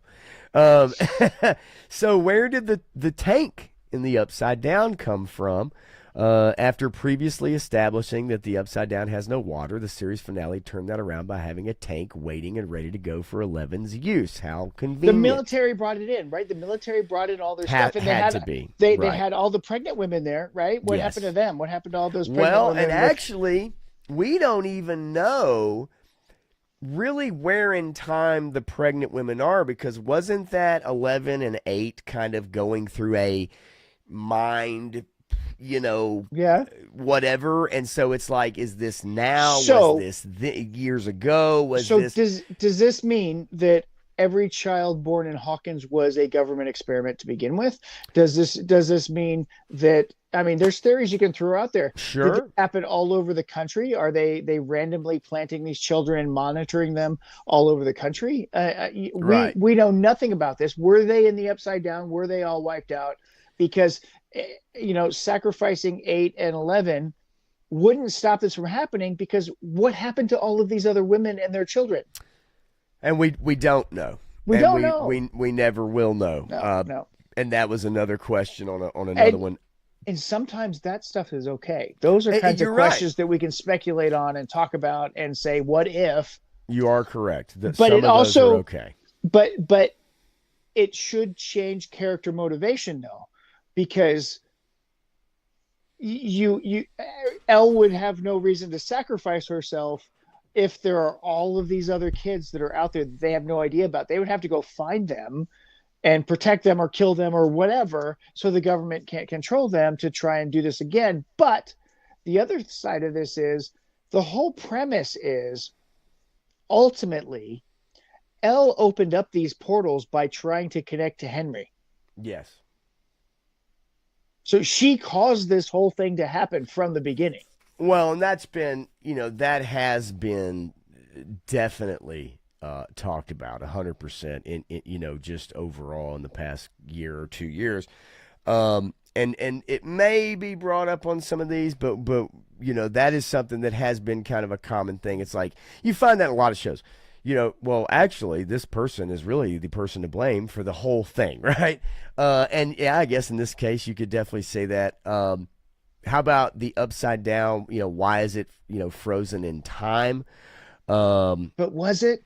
Yeah, we don't know, right? No, it wasn't. It was in the first season, but after that, it wasn't. After that, because it says here, big focus in past seasons on it being frozen on November 6, 1983, which we never really get any. We don't know why that's even a thing. Exactly. It's not explained. Like, exactly. we get none of it. Will's importance to Vecna, we really didn't get any true explanation that he was any more important than any other child. Well, was it because he's gay? I mean, maybe there's a connection there. Whatever. But going back to that last point, right? Because we know that in previous seasons and in this last season, they're using analogous to what is currently there is in the Upside Down. So it can't be 1983. Right. Right? Because some of those houses weren't built, because some of those structures did not exist in 83, that they existed in 89. Right? So there's a whole lot of this town that did not exist in 83 that was in 89, but they were still using the same analogous locations. And I think the Duffers, they love the setup part. Yes. I don't know that they're very good at the setup, though. Yeah, no, I'm with you. But like each season, even to me, like they love the setup part, but when it comes to actually paying off, I don't think they're very good at it. I mean, they J.J. love Abrams. planting the seeds, right? Well, maybe they went to his, camp. Maybe they went to his workshop. A lot of people bought into that whole mystery box lecture that he put out there. Yeah, that's another thing, right? The shotgun blast, hitting the dark energon shit, finish ripping the wormhole apart. It wouldn't just heal itself once it already had a hole punched in it. I think, one of the other things that bugged me from part 1, I think, is why didn't Hopper shoot the damn speakers? He could see them. He knew where they were. Right. Why didn't he shoot the fucking speakers to let Elle do her thing. Well, because if he did that, then you wouldn't have the conflict of her being disabled.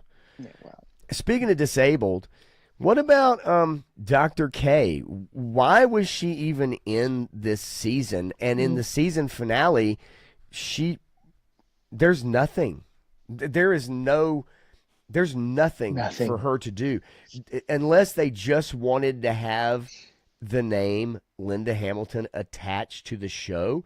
Yeah. She, if we remember, Paul Reiser's character got captured in the desert. Never found out. He should be over all of this. Right.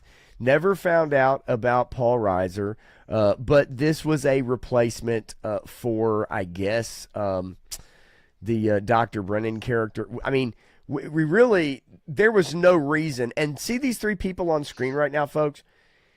We're introduced to three very important military figures, and there's no reason for any of the three of them to be on screen because ultimately, other than her being in charge, none of them do anything. Nothing. Not a goddamn thing. Yeah, none of them actually do anything. And the most embarrassing scene is when Dr. K takes this white dude and, no, it might not be him, it might be the other guy, but slams a grown man up against a truck and then puts her fingers on and around in his mouth and somehow won't let him up off the truck while she gives him a talking to. And it's embarrassing. It would be like watching my mother do that to my cousin. Like, it's not happening. And it's embarrassing. And it was so shitty to see because you knew why it was there. And we get plenty of girl power moments, folks. We get all the girl power in this show that you can handle. They turn Nancy into Nambo. Like, she is decked out with a bandolier. I was going to say, do you have the picture of her looking like Rambo? Yeah, I'll pull it up. I did want to say, Todd C., we did go over the X-Men. We did go over that, actually. I'm sorry, my friend. Okay, I will share this the tab. Doomsday X-Men stuff. Yeah, Doomsday there it is. X-Men. No, so, there's an even better one. Trust me, there's a few. All I got to do is just click the back button and share another one. Like, there's, how many... There's one that shows Stallone exactly with those shotgun shells, with that shirt, with that hair. I mean, there's another one. Exact. And that's the Yankovic. Right there. Well, like I said, she looks more like the UHF version, but whatever. Yep. Let's see here if I can find it. Cause there's a ton of them. Trust me. Let's go to images, and I'll see if I can find the one that you're talking about, buddy. I know I saw it. I should have saved it. I don't think I saved it. It's right here, I believe. Maybe I'm wrong. Oh yeah, that's it. Yeah. Well. Okay. Yeah.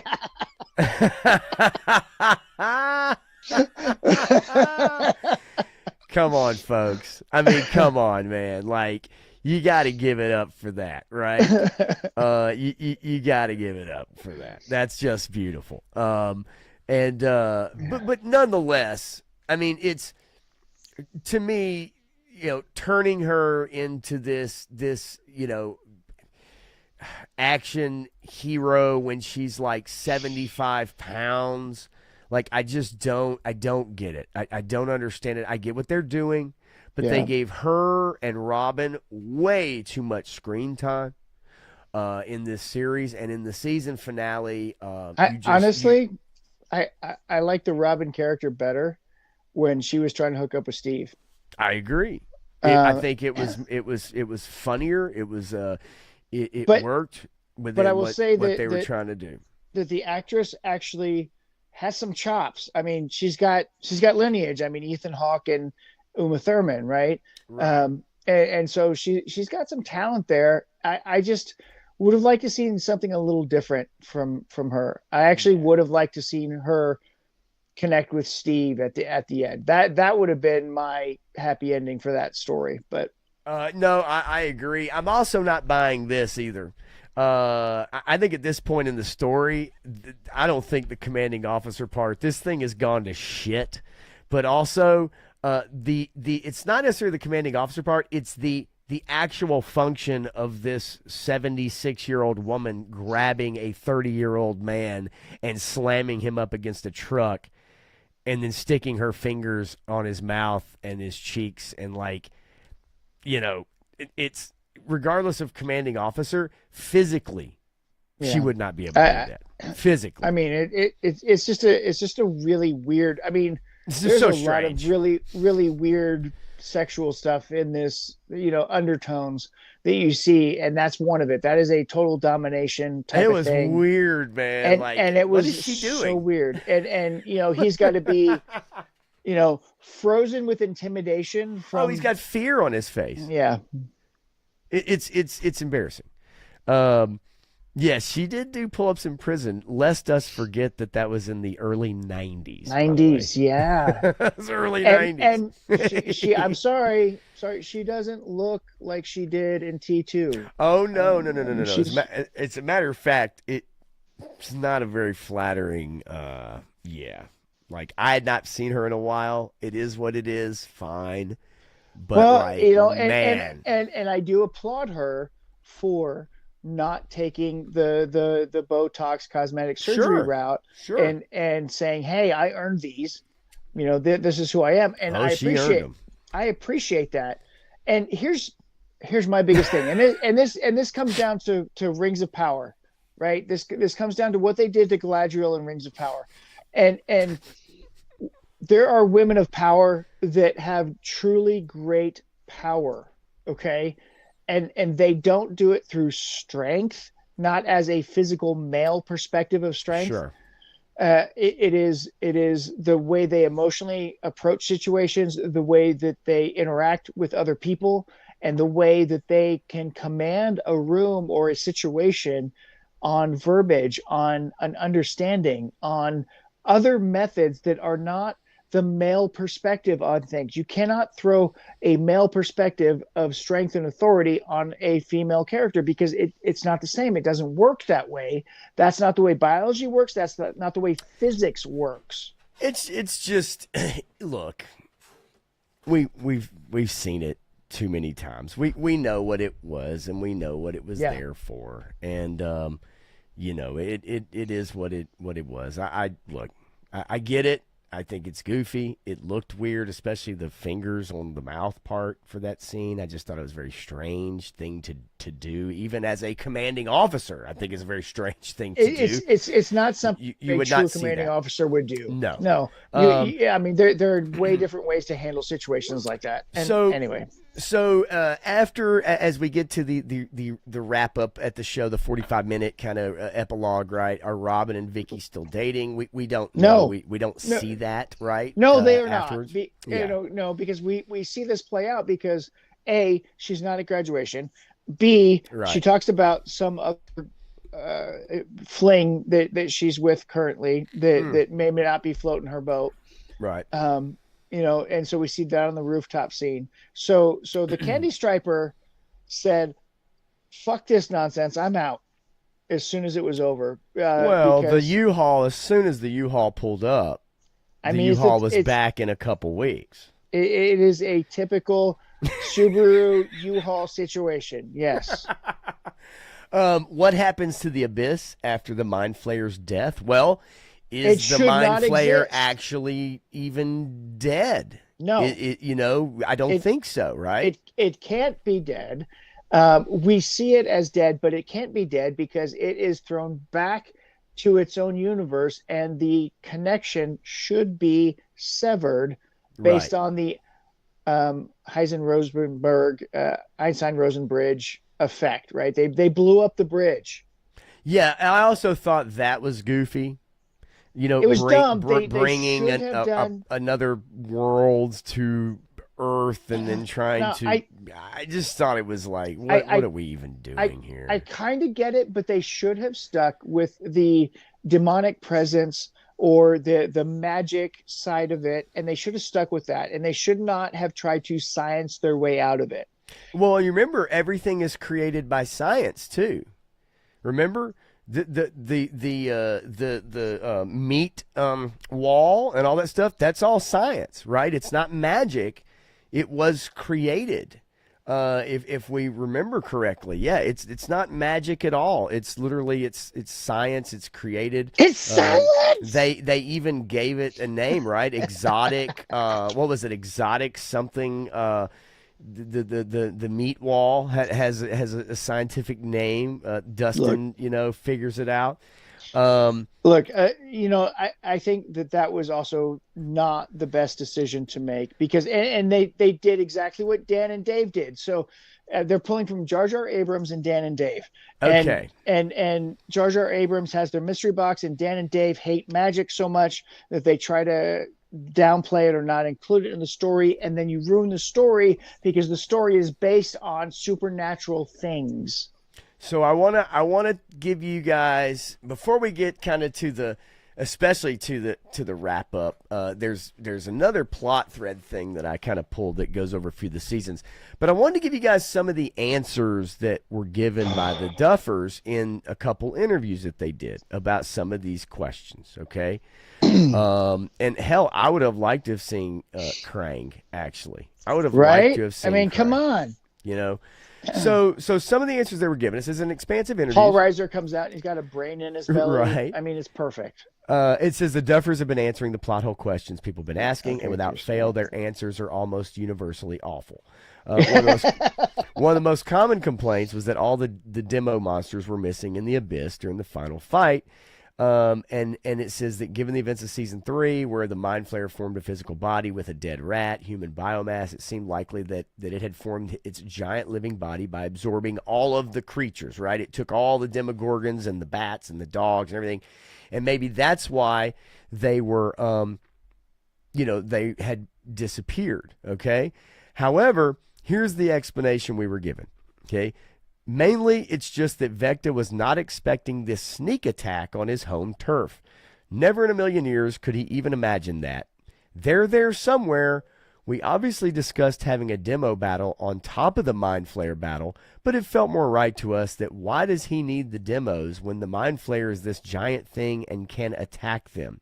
He doesn't need this little ant army to attack. He's going to take care of this himself. It's a giant, desolate planet. Okay, if he could take care of these kids himself, and you have this giant thing that he can attack them with the Mind Flayer, then why is that final battle so anticlimactic? And the Mind Flayer isn't even, it does nothing. It literally does nothing. Nothing. Yeah, so it's a complete waste. Is it the Mind Flayer? That cannot be the Mind Flayer. It has to be a representation or whatever. Couldn't Vecna see everything that's happening?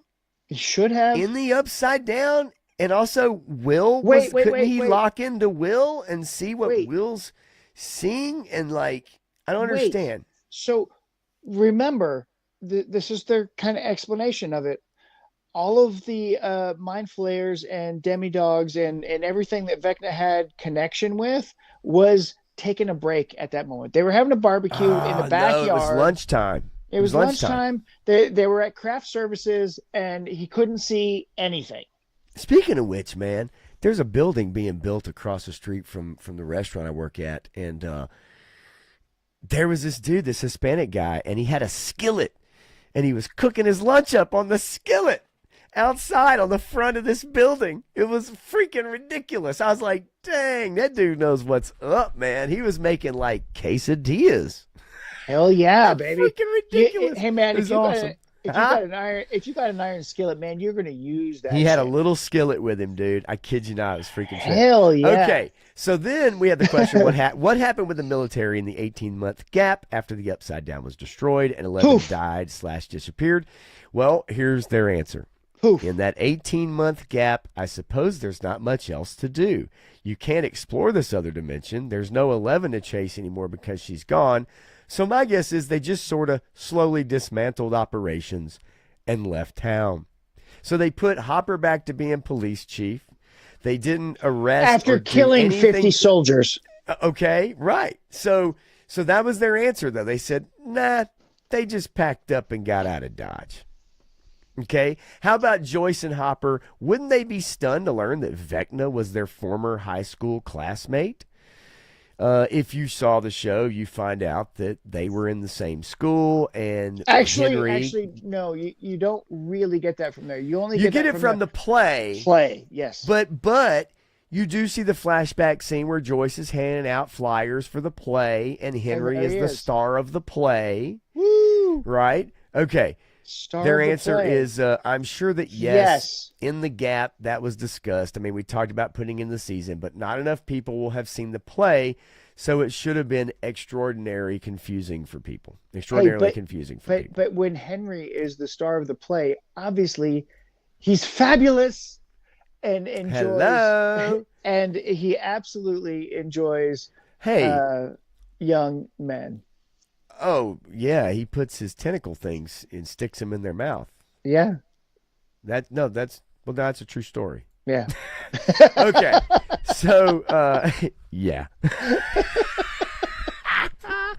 Okay. So, there's a couple comments I want to get to, and then I just kind of want to just flow through some of the season 1 and 2, season 3, season 4, and just move through them quickly, because we don't have to really go too deep on it, because I want to get to the finality of season 5 and where some of our characters kind of end up, and one in particular. But Vecna versus Vader, discuss.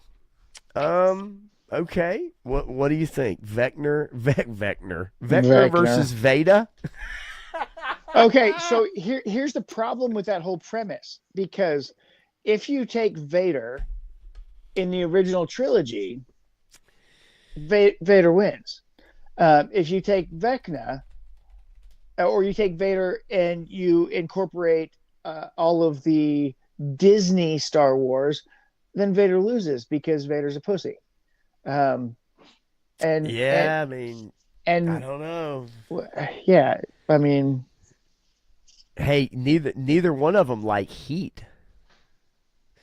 Right? Not, at least I don't think so. I know the Mind Flayer didn't like heat, and if the Mind Flayer was controlling Vecna or vice versa, then I would assume heat, right? Neither one of them like.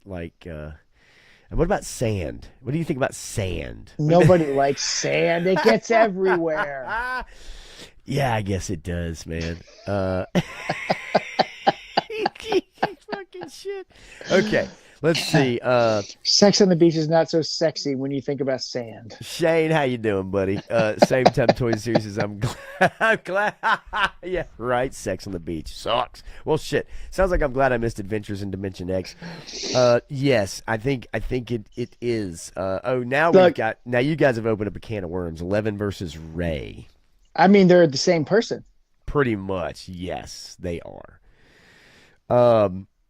Okay. So, this is what I got from good old Gemini. Let's see here. I'm gonna zoom in so you guys can kind of see this better. Okay, so I just want to go through. This is season 1 and 2, kind of early forgotten threads. 8, Kali, who was brought in literally for no reason in this season. The dumbest episode in the entire series, and you bring that character back in season 5. Yeah, definitely. And the actress cannot girl act. moment. No. It was absolutely terrible. Absolutely terrible. I mean, quite honestly, they set it up perfect because she couldn't act at all. You're like, oh, she's in league with Vecna.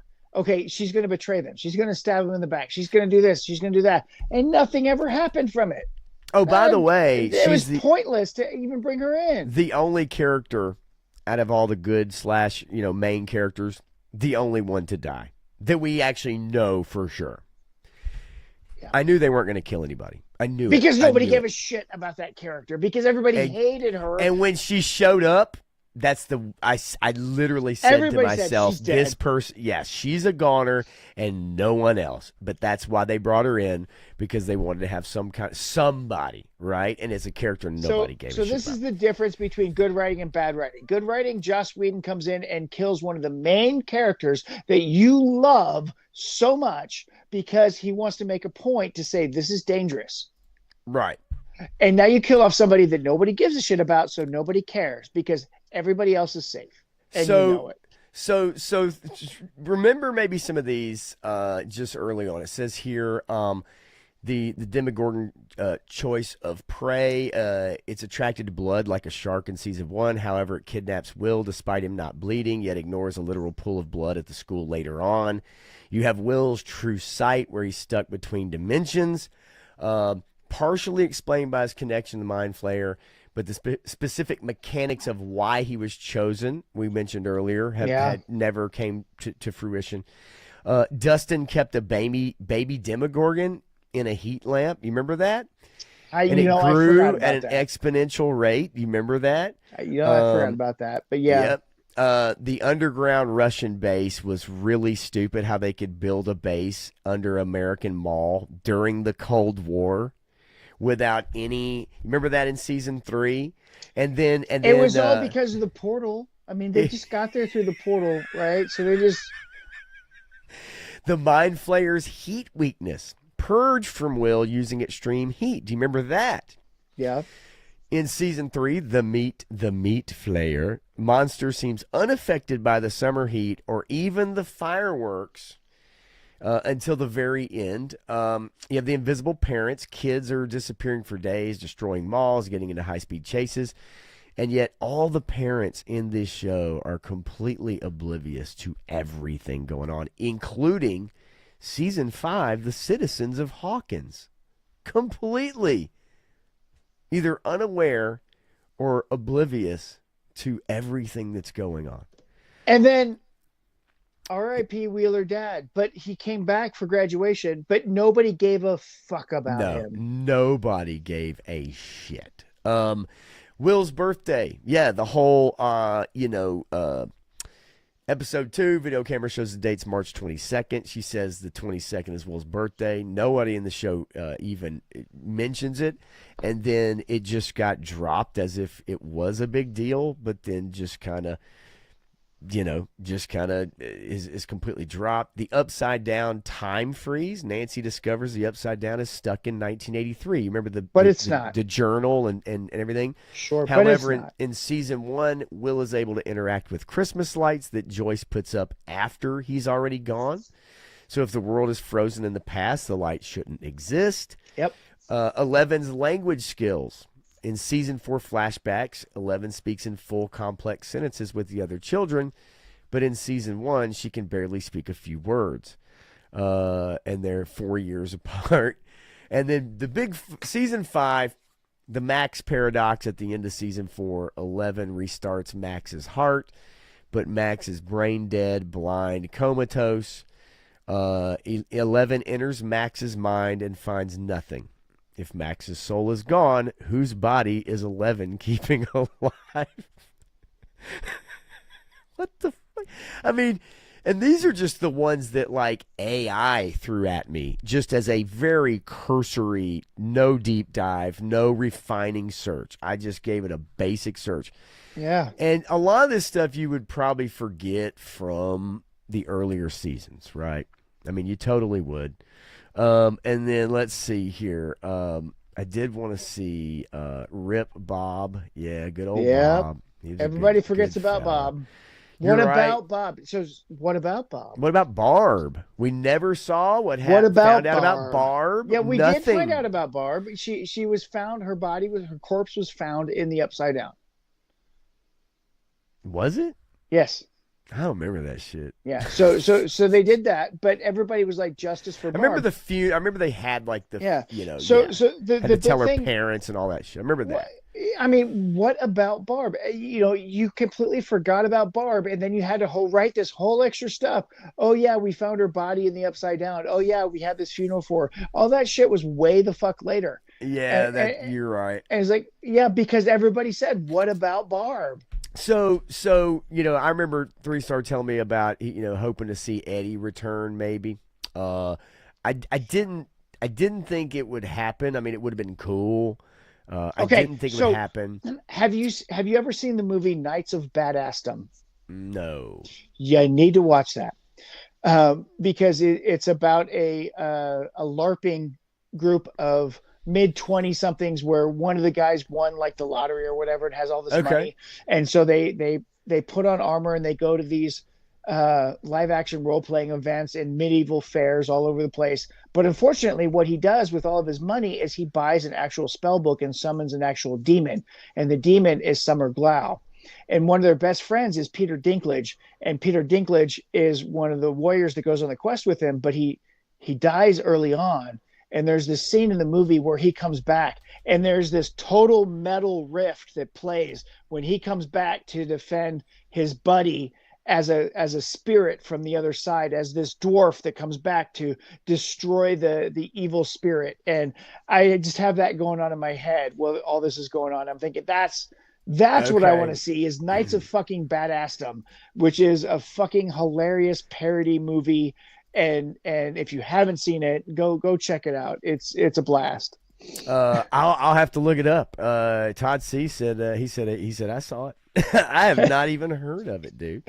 Yeah, I thought it would have been fun to see Eddie, come back. I do. I'm not gonna lie. But I think here's the deal.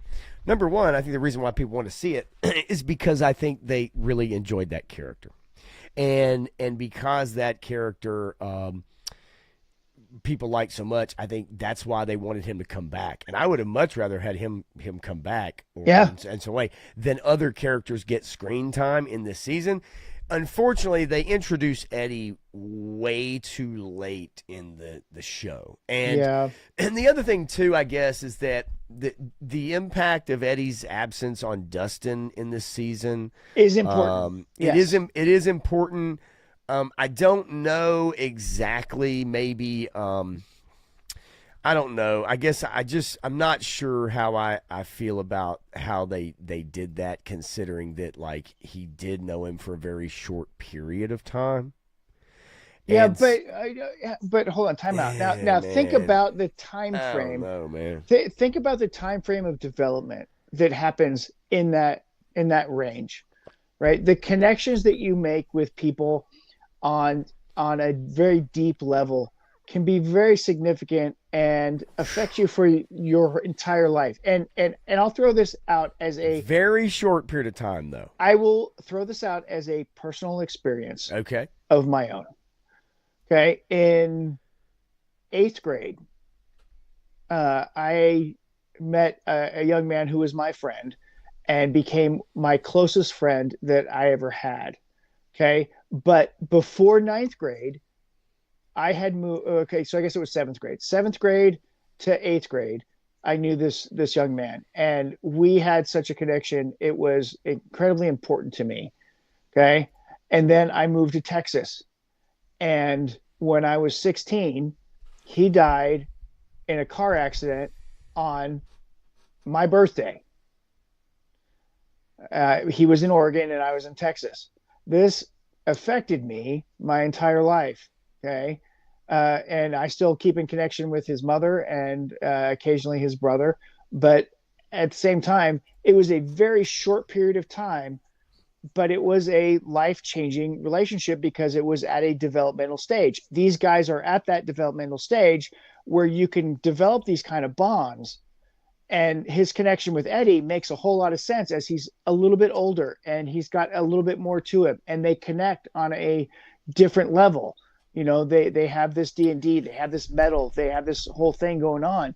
And I think it's actually kind of interesting, and how that plays out in his emotional development in season 5 is, I think, one of the best things of season 5 is his interactions, his processing of those emotions of having the loss of him, and then his relationship with Steve and how that changes or manifests based on the relationship of the past. No, I mean, I get it, and I understand that, like, that can be very, you can form a bond with somebody very quickly. I fully understand that.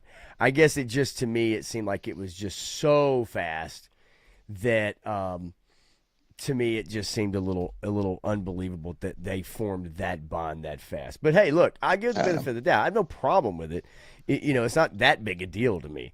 But, it was just something that I noticed, and for me was kind of like, okay, whatever. I mean, But again, not that big a deal. But it did affect him early on in this season because of him kind of somewhat being out of the show early on, right? And I would have liked to have maybe seen him a little more active than getting his ass kicked. Okay, like but as we go through these characters, that's really kind of the thing that I honestly really wanted to kind of discuss is kind of where they end up, or at least their character traits from the show. So I'm going to bring up a couple slides here. Okay, let's see here. Let me go. Let's do this. All right. So the thumbnail that I had used for today is to give a for these characters.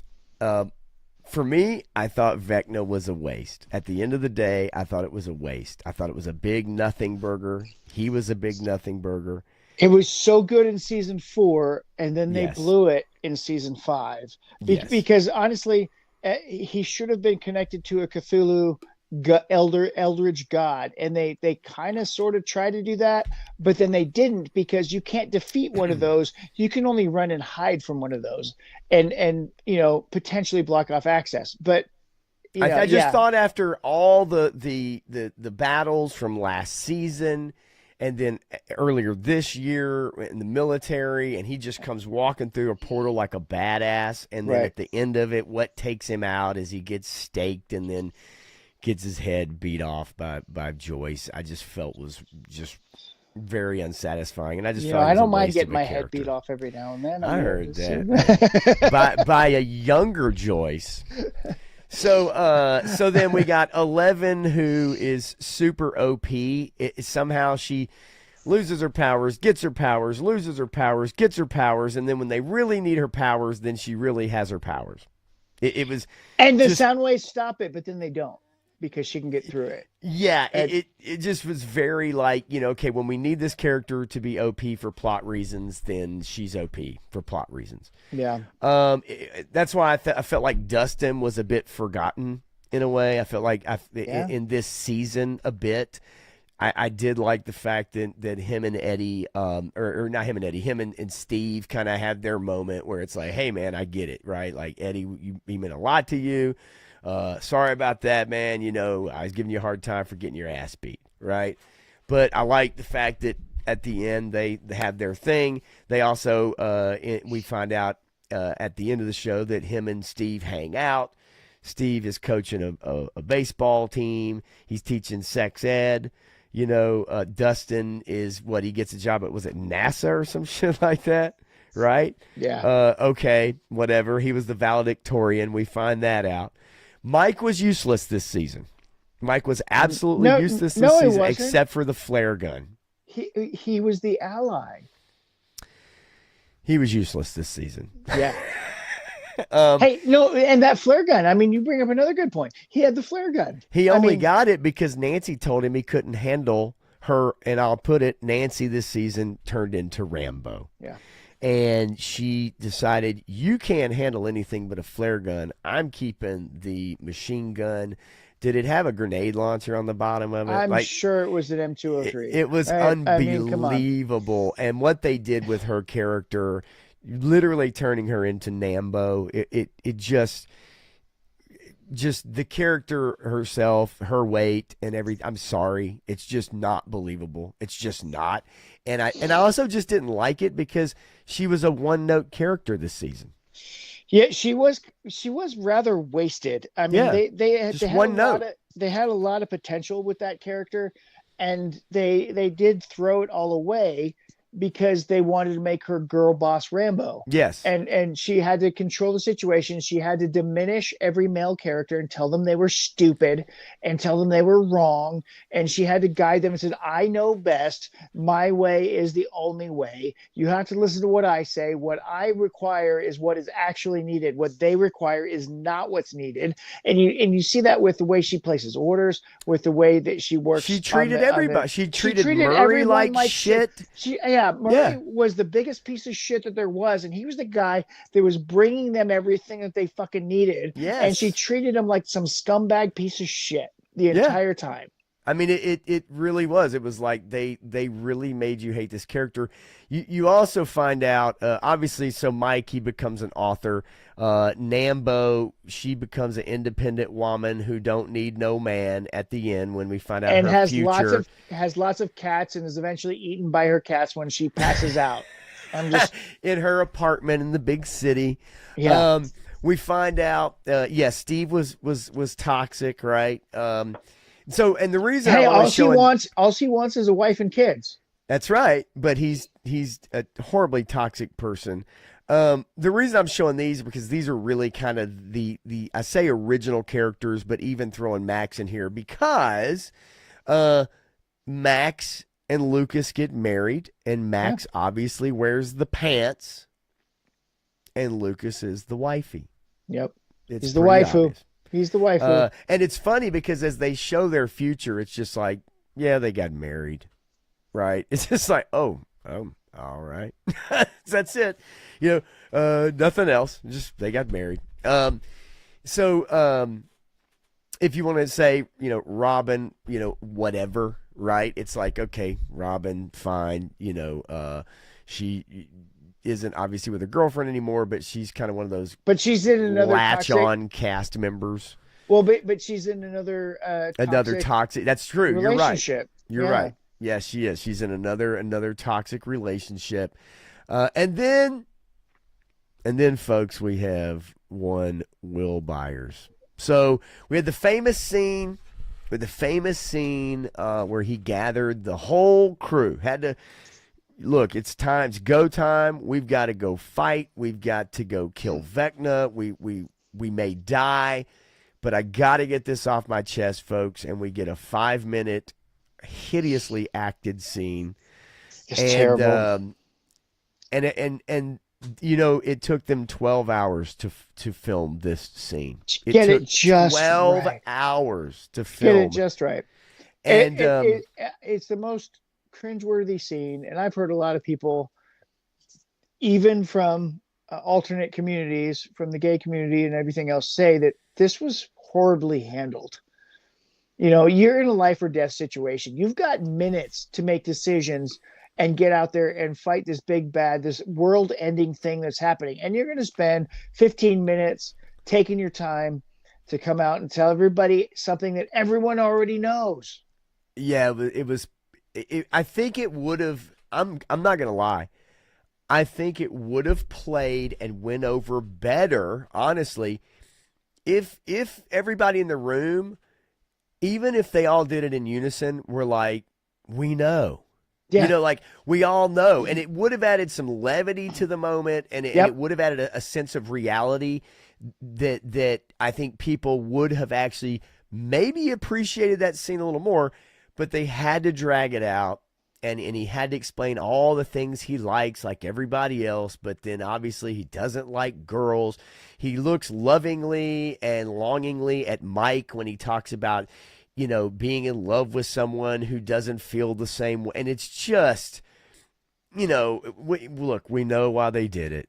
Yeah. It didn't have the effect. And like you said, even in the LGBTQ community, it went over like a lead balloon. It was not received well, and you can find evidence of that all over the place.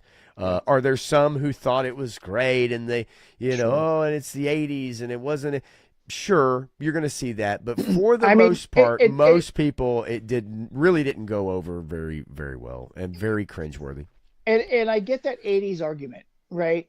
Sure. I get the argument that said this was not something that was accepted in the 80s, or people that even people thought about much in the 80s, right? If you were an adult, maybe. If you're a kid, yeah, you were that was over your head, right? Yeah. For the most part, I get that.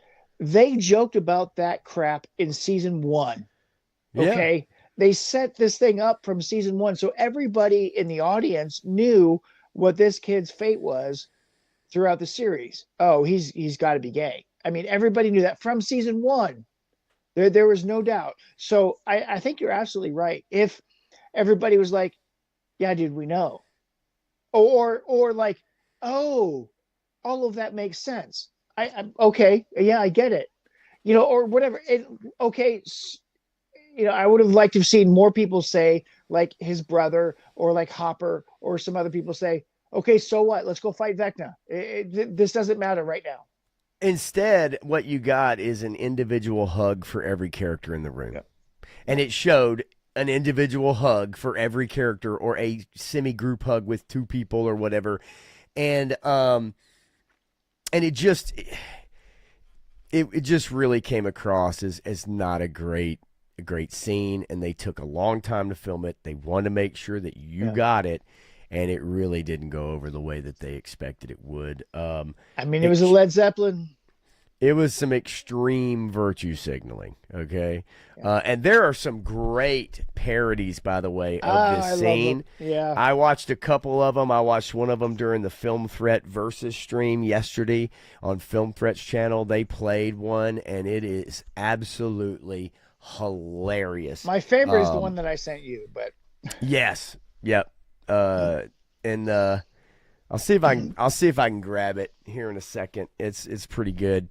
You talking about the cartoon one? No. Okay. I'll take a look and see if I can dig it up real quick. And it was on text or Insta. Yeah, text. Okay, yeah. So then we have Will, who, when everybody's talking about finding their happiness at the end of the show, where does Will find his happiness? In Milwaukee. At the gay bar. At the gay bar. At Milwaukee. Yep. Bunkwood for the good land. Which is so on the nose, right? Like, so you can't make this shit up, man. Like, it really? Like, really? Because then, we get, he's having a great conversation with a nice young man. And so, yes, Will, you find out, he finds his happiness in a gay bar until, ladies and gentlemen, he meets Jeffrey Dahmer in the gay bar. This is probably the craziest part of the show, where they introduce Jeffrey Dahmer to Will Byers. And you can only imagine what happened after this.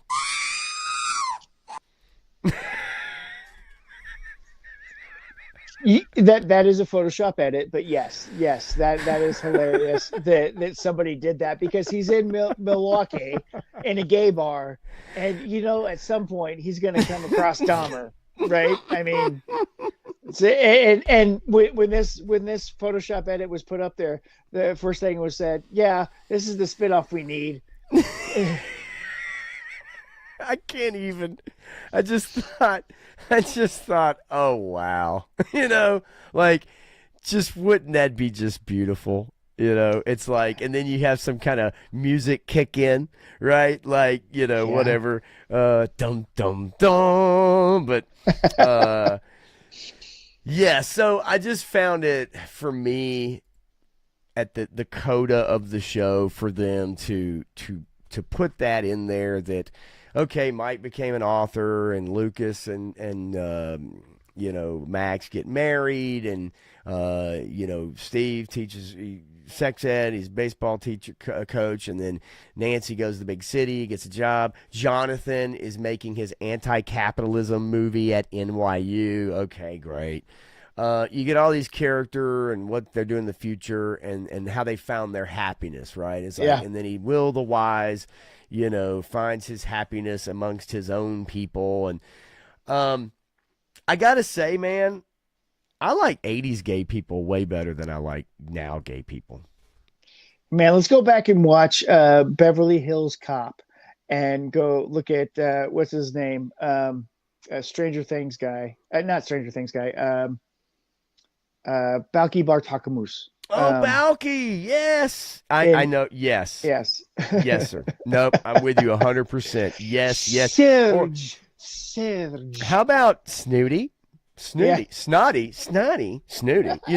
Yeah, Perfect Strangers. Sorry, yes. Abe Froman, the Sausage King of Chicago, dealing with the host at the restaurant, right? And that scene, I'm sorry, man. I just do. I like gay people from the '80s way more than today. You know It's what? I more think fun. I think more not the self-hating. yeah. I think Very open and accepting and yes. fun and I think they like. were a lot more honest. I was just I going to say agree. that. Yeah. I agree. It's crazy. Somebody wants to push back on that. That's fine. But in all honesty, I truly feel that way. And I think that even as far honestly as back then, yeah, you might have had some you might have had some language that I used and other people used back in the day. But I'm going to tell you, man, even in high school, there was a couple people I knew, we knew. Yeah. I didn't give a shit. Yeah. I didn't care then. Nope. Nobody cared then, honestly. Like, it was like, okay, whatever. And through the years in my life, I have known many, many people through the years and having been, to a lot of parties and a lot of places, okay? I'm just going to say that. I don't care. And I think that's why that scene just really stands out as just a poor scene, because people are they're over it. Yeah. They're over it. They're past it. And when you go out of your way to act like people aren't, I think that's when people call bullshit, including people from the gay community. Yeah. I mean, it just is. So, I'm trying to find the one you sent me. I don't know if you did send it to me, buddy. I just got the one picture. I could have sworn I did. I don't know. I got the picture that I showed, which was our buddy Jeffrey hanging out, and then if you want to send, there's that Rambo picture I sent you. And then I saw the Tim Jeffrey Curry, which I don't even want to show the Tim Curry. That's oh no, shit. that's I know. No, Meshack Taylor. No, he died a while back. Yeah, I guess I didn't send that to you. Hollywood from Mannequin, great. But you guys know what I'm saying, okay? You get what I'm saying. You get where I'm coming from. Yeah. It's too serious now. And it's, hey, if you don't pay attention to me, then, I'm going to force you to pay attention to me. You need to pay attention to me. Yeah. You need to recognize me. And I'm not saying everybody's like that, but you get my drift. It's like, nah, man, nobody cares. Live your life, live your life. But just like everybody else, man, do your thing. You don't have to tell everybody else, and you don't have to force it on everybody else. Right. Either, exactly. Right. And I think that's the part of it. But yeah, I just, man, for me, look, I get it. And trust me, I as well, Todd, not in high school, but after high school, there was a period of time I was called the metrosexual, and I used to get hit on all the time at bars by gay guys. I used to get hit on all the time when I was out playing at places. And I would always have to be like, hey, man, that ain't my thing. Like, but you know what? You want to do a shot? You know what I mean? Like, hey, you want to drink a beer? Whatever. I'm like, but that's not my thing. But it's very true. I used to dress it very nice. These days I'm a fucking slob, but whatever. But yeah, no, it is what it is. I had a faux hog too, homeboy. I always took it as a compliment when a gay man would hit on me. I was like, I must be dressing better. Yeah, no, and I was always appreciative of it. I was like, hey, I appreciate it, but I'm not interested. That ain't my thing, buddy. But hey, you do your thing, I'll do mine. That's how I always approached it. But yeah, ultimately, I think most people feel like this was a miss. I know that the episode before the finale was the lowest rated episode that they had gotten on the show, and so not good, not good. And then the finale, I think a lot of people agree. It was a miss, and it's too bad. There were some things I liked, but ultimately, at the end of the day, it wasn't as bad as Game of Thrones. No, not nearly as bad, because it didn't have the cultural Correct. impact, or the ending wasn't as bad. It had enough midland content to Right. keep it going. Right. Game of Thrones had 4 solid seasons, 2 okay seasons, and then the rest was shit. So, I mean, god dang those first seasons. Those first four Just seasons were just amazing. unbelievable. Yeah. So if you want to go through, because I don't want to keep you all night here, buddy, but last week we kind of bounced through kind of a best and a worst. Kind of brought up some lists of 2025, brought up some stories like Sydney Sweeney's American Eagle, controversy, um, you know, Superman, Fantastic Four, as far as shows, good and bad. Yeah. Daredevil, Born Again was a weak spot, I think, for a lot of people. Was it the worst of the year? That I don't know. That was this year, right? Which one? Born Again, Yeah, Daredevil. it was this year. Yeah, I was Yeah. gonna say I thought so, but then I didn't hear anything from you, and I thought, oh, Man, no, but I didn't know it's if so you midland. It didn't make the best or worst. So, I right. guess that's okay. So I kind of wanted to hear from you about what you felt before I hit this question of Yeah, something. So. but yeah, before we go on to that real quick, yeah, 3 Star had a good question. Um, how would you rate the finale of Stranger Things on a scale of 1 to 10? Chat, how do you rate it? Um, I'm at a out of 1 to 10. I'm like at a 5. Sure, it's fine. I mean, it's got enough to maybe keep you watching, but it's really not good, especially if you break it down, you think about it. It's not really good.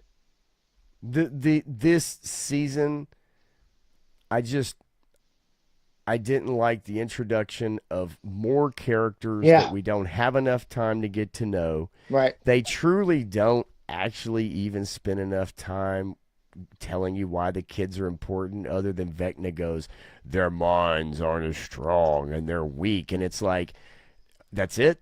Because that was it. That, That that was it. literally was it with the kids. They all escape The somehow, even though Vecna, has the the, extremely the powerful.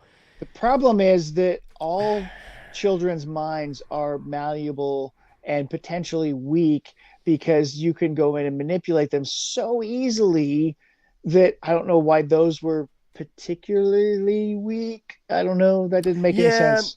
Mama Wheeler having her two girl boss moments, I thought was really dumb. I thought giving Holly that much screen time, and then yeah, I did like the GI Joe redhead dumb dipshit Derek character, but I just feel like we're bringing in new characters. There's not enough time really to get to know them or do anything with them much other than being plot contrivance slash devices. Um, I just felt like there was a lot of unearned moments. Yeah, I thought that I think, yeah, there was a lot of scenes that didn't land for me. I thought our main characters we grew to love were really pushed aside for the most part, and Nancy and Robin became our two main characters of the season. I don't yeah, think that was a good choice. yeah, And Vecna, a big nothing burger. The Mind Flayer was a joke of a kaiju villain. yeah. I can't give it anything more than a 5. Like I just can't. The will scene extremely weak. But I could see where others really like it. Like 3 stars to say 7 out of 10. Likes it. Stu I mean, says 5.2. Todd C says the whole series would be a 7, but maybe this final season. What would Todd say? I man, don't know. if you're talking a whole series, like all of it, all the seasons put together, man, I'd have to go with a 6 because Yeah, that's season probably one where I was fall. season one was so good. but season 2 was not good. Season 3 Hmm. was okay. Season 4 was fairly good, and season 5 was a letdown. So I mean, you're taking it down almost every time. So you have two watchable seasons, and the rest of it is not that good. Yeah, yeah. I mean, just by the numbers. I mean, just watching them, having watched every season. Two Yeah. was definitely disappointing. Three was very weird. Um, and then four was somewhat of a return. But if you remember, the first half of season four, I thought was very slow and took a while to really get on rails. I don't mind a slow burn if there's a decent payoff, and I enjoyed season It paid 4. off. It paid off for sure. Yeah. It did. So I can't argue with that. So what do you have like as maybe a top three? Is your of 2025, like, do you have a top three movies? Movies, yeah, movies. I've got movies and TV shows. Some other things that I want to talk about too. Yeah. So there's a bunch of things like that.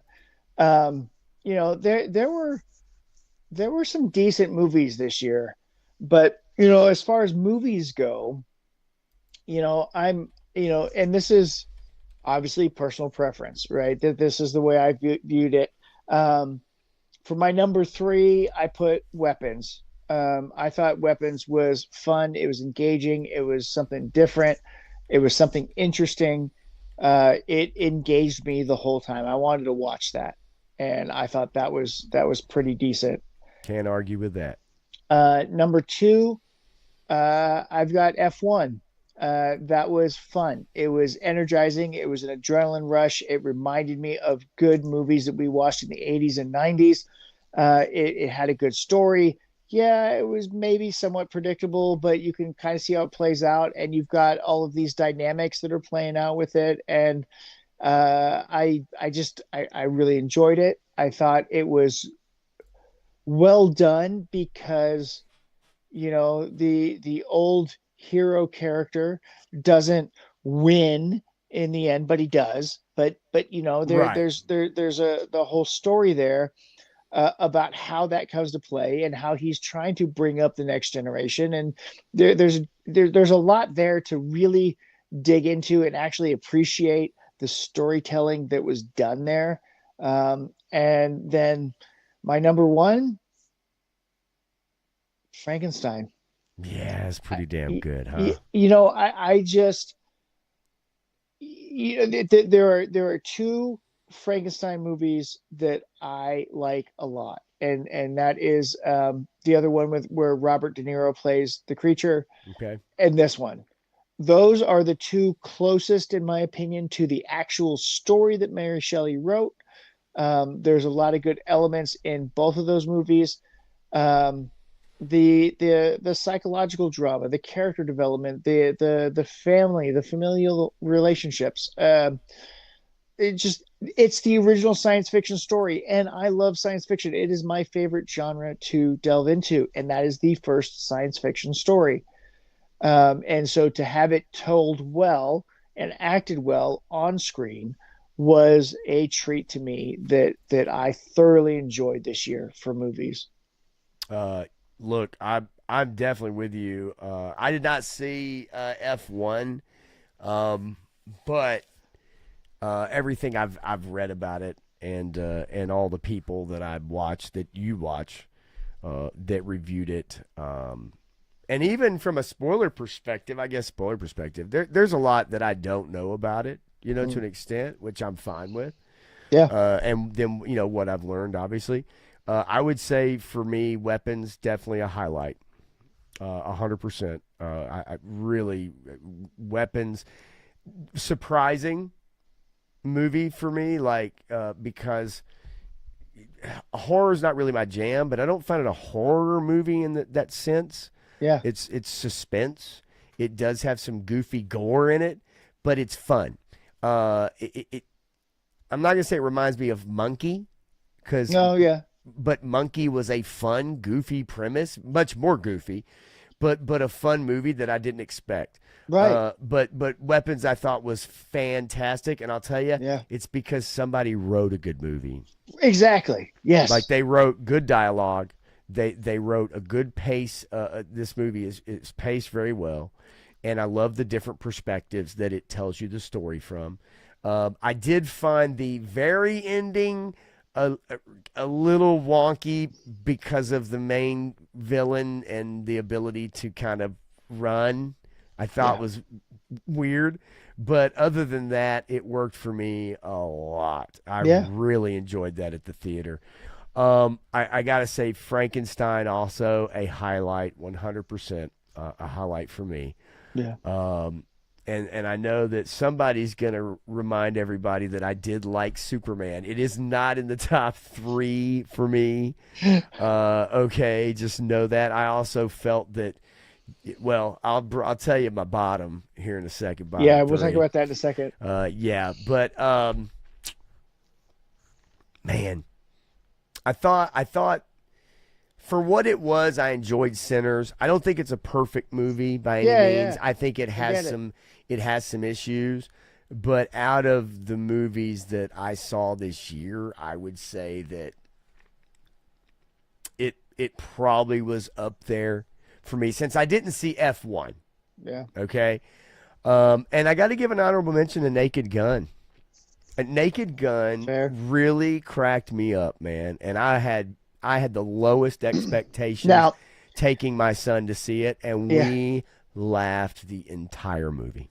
You know what? I gotta say that was pretty funny. But see, so there's a movie I haven't seen yet that Okay. would probably be on my list for that reason, and that's Frackham Hall.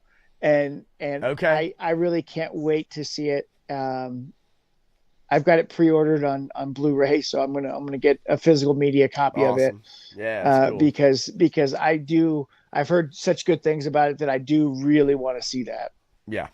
No, I'm with you. And that might change for me also if I give it a spin. But that's kind of my 3 from a movie aspect. Yeah, 3-star. Did Dog come out this year? Was that this year?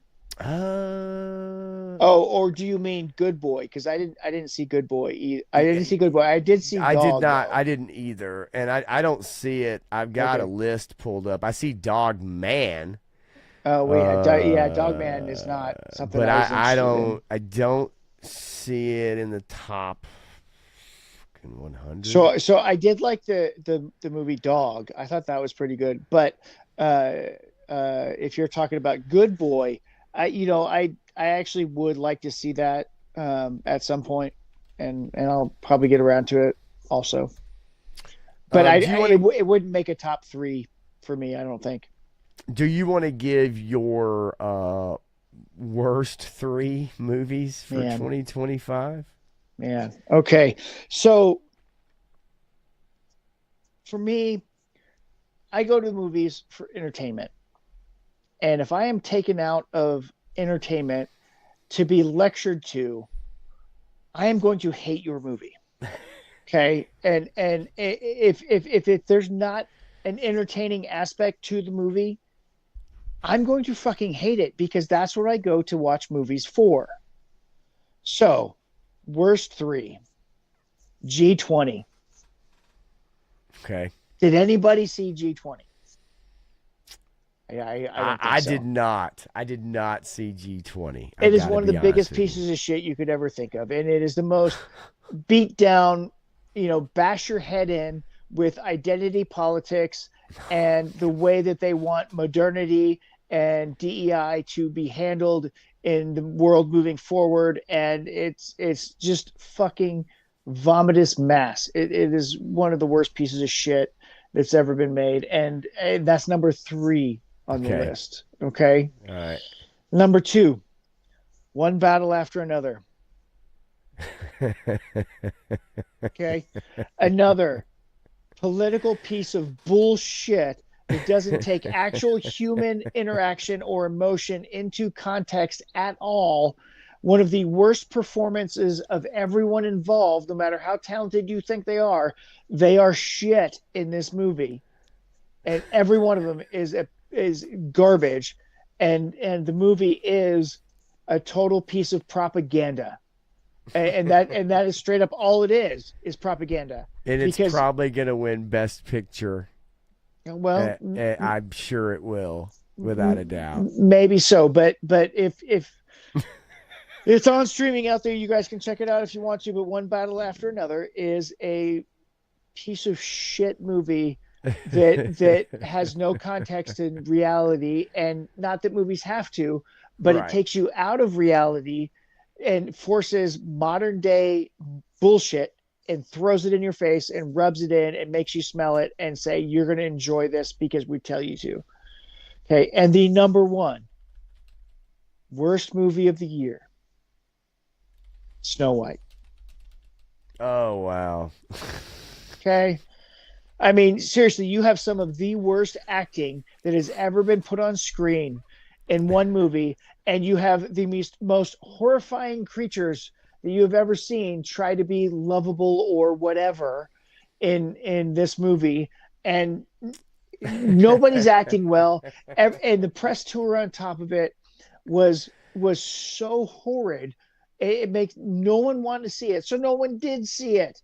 And I mean, seriously, it is one of the Right. worst pieces of shit that you could have seen this year had you gone to the movie theaters to see it. But you didn't. Thankfully, none of you saw these movies, and thankfully, they exist, but nobody saw them.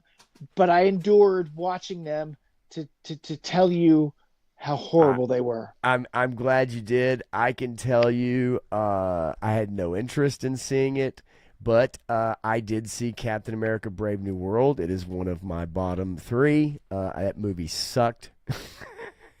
That movie, terrible script. The premise could have been okay. The CGI was terrible.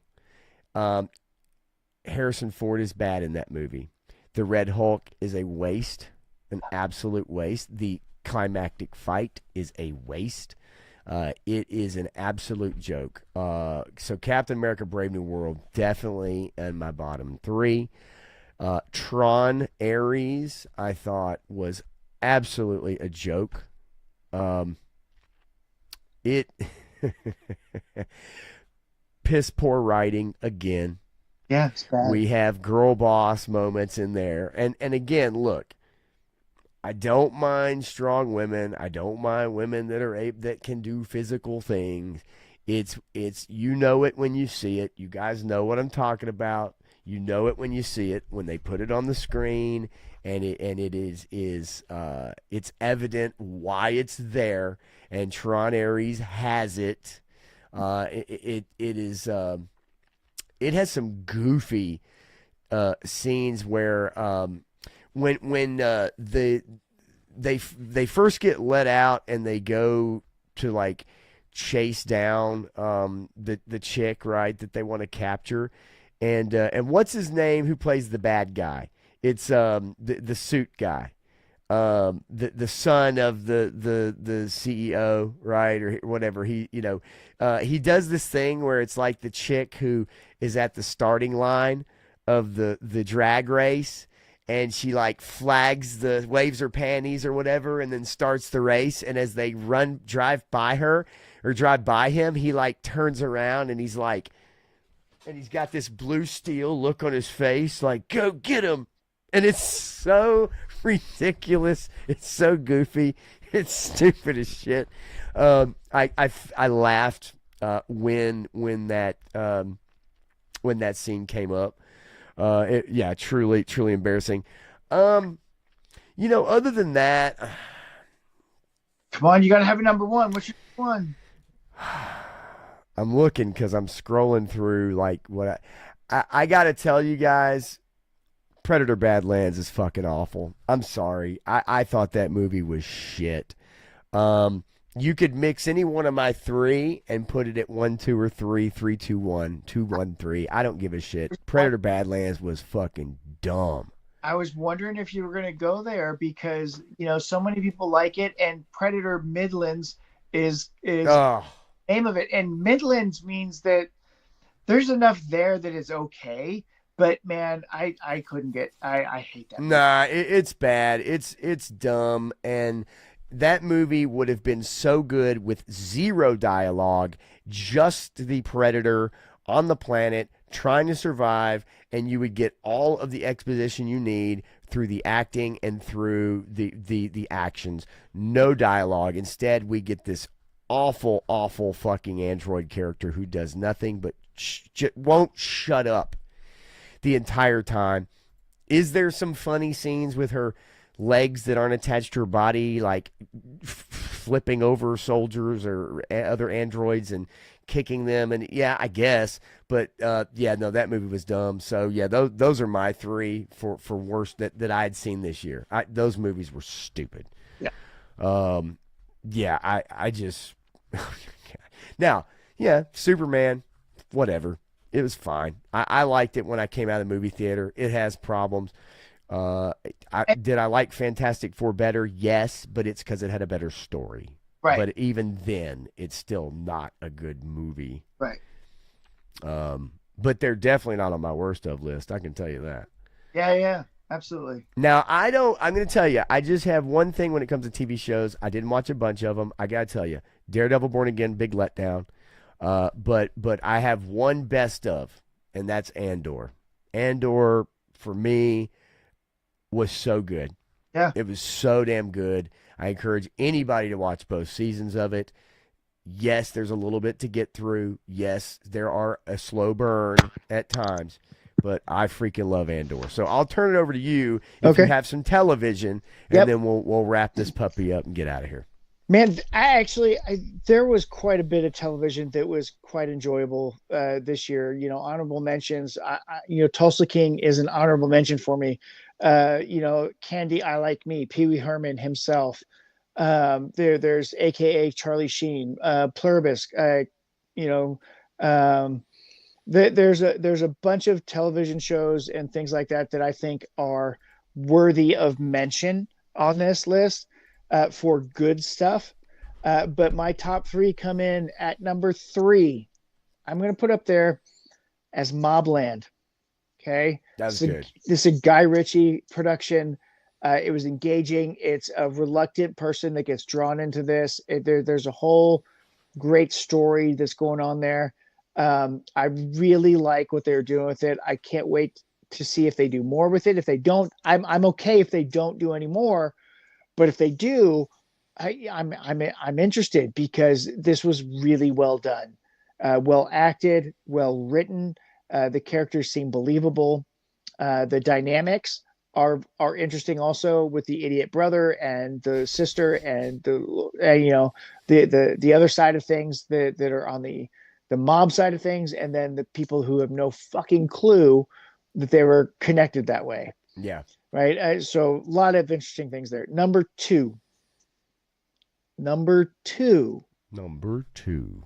Landman. I knew that was there. This show is so well written, so well acted, and season 2 connects so hard with me right now in this point in my life. It's not even funny. And I can't say enough good things about it. And even though this latest episode, they brought a physical therapist into the mix who's not a physical therapist, and everybody knows she's not a physical therapist, but the whole conversation and things that they go through, I think are really interesting with all of the characters. Every one of the characters, every one of the actors in this show is knocking it out of the park. And people will degrade the daughter and the ex-wife a lot in this show. Keep watching. Their characters develop, or you get an understanding for them as the show goes on. To me, it's really interesting what's happening with everything. And, season 2 starts off and you have this whole potential, girl boss DEI type of thing happening, but it's fucking cool as shit what happens, and it's engaging, and I can't say enough good things about it. Just go check it out. It's really interesting. I think it's really engaging and worth a watch. And my number one,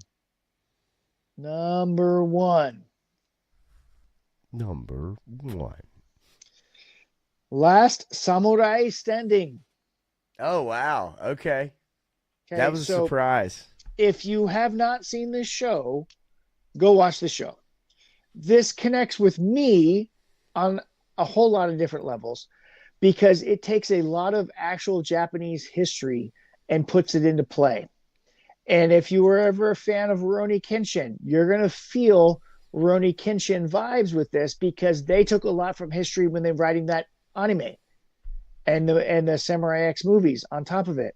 And they take a lot of the cholera epidemic and the transition from feudal era to modern era and this whole transition thing and what's going on. And then you throw in this whole competition thing, right? So you get this whole thing that you know, a whole bunch of people get thrown into a competition they didn't know they were thrown into, and everybody's got to die except for the person who's going to win, right? And it's really interesting where you get Squid Game playing into this, but it's straight up Japanese. I'm watching it. I watched it only in the Japanese language with subtitles because it is so much better than the English dub. The English dub is whatever, but if you want to watch it that way, it'll be fine. You'll get the understanding for it. But again, incredibly engaging characters, dynamic, plus the martial arts scenes with the sword play and everything else are awesome. There ain't no fucking ninjas in it because it takes place in historical times, right? There's samurai. There's these other guys that aren't samurai who are, you know, peasants who are entering this fray because they want to kill the samurai, because the whole premise of it is you have to eliminate samurai. You have to get rid of this whole class of people because this class of people have dominated Japanese culture for hundreds of years, and now we have to eliminate them. And so you have to discredit them. You have to make them brutes. You have to make them murderers. You have to make them all these things that they were, but they weren't at the same time. You know, in the 1800s, they wrote this whole thing on the samurai, the Hagekure. They tried to make samurai, you know, intelligent artisans and all these other things that they weren't necessarily in actuality, but they had to try to change the samurai culture because they needed to make it more palatable. And then this movie is like, no, fuck it. We're the merchant class. We're killing all these fuckers. And we're getting rid of this political elitism that has been going on. We're going to cut off their top knots. We're going to take away their swords. We're going to take away their entire identity in one fell swoop. Okay, we're going to give them this out so they can fight their way out. So there can only be one left. And we can praise that one, right? Because they're a symbol now, but we've eliminated everybody else. So there's nobody to follow them. They're all gone, except for this one that we can say, hey, we praise you. You're awesome. We want to see that culture. And that's essentially what happened in Japanese culture. So I connect with it in a great deal. It has 100% on Rotten Tomatoes. Yeah. And on IMDb, 7.6 out of 10. So I don't know. Go figure. But it's 100%. It is on Netflix. It's got a season 2 coming out as well. Yeah, no, I get it. That's right up your alley, man.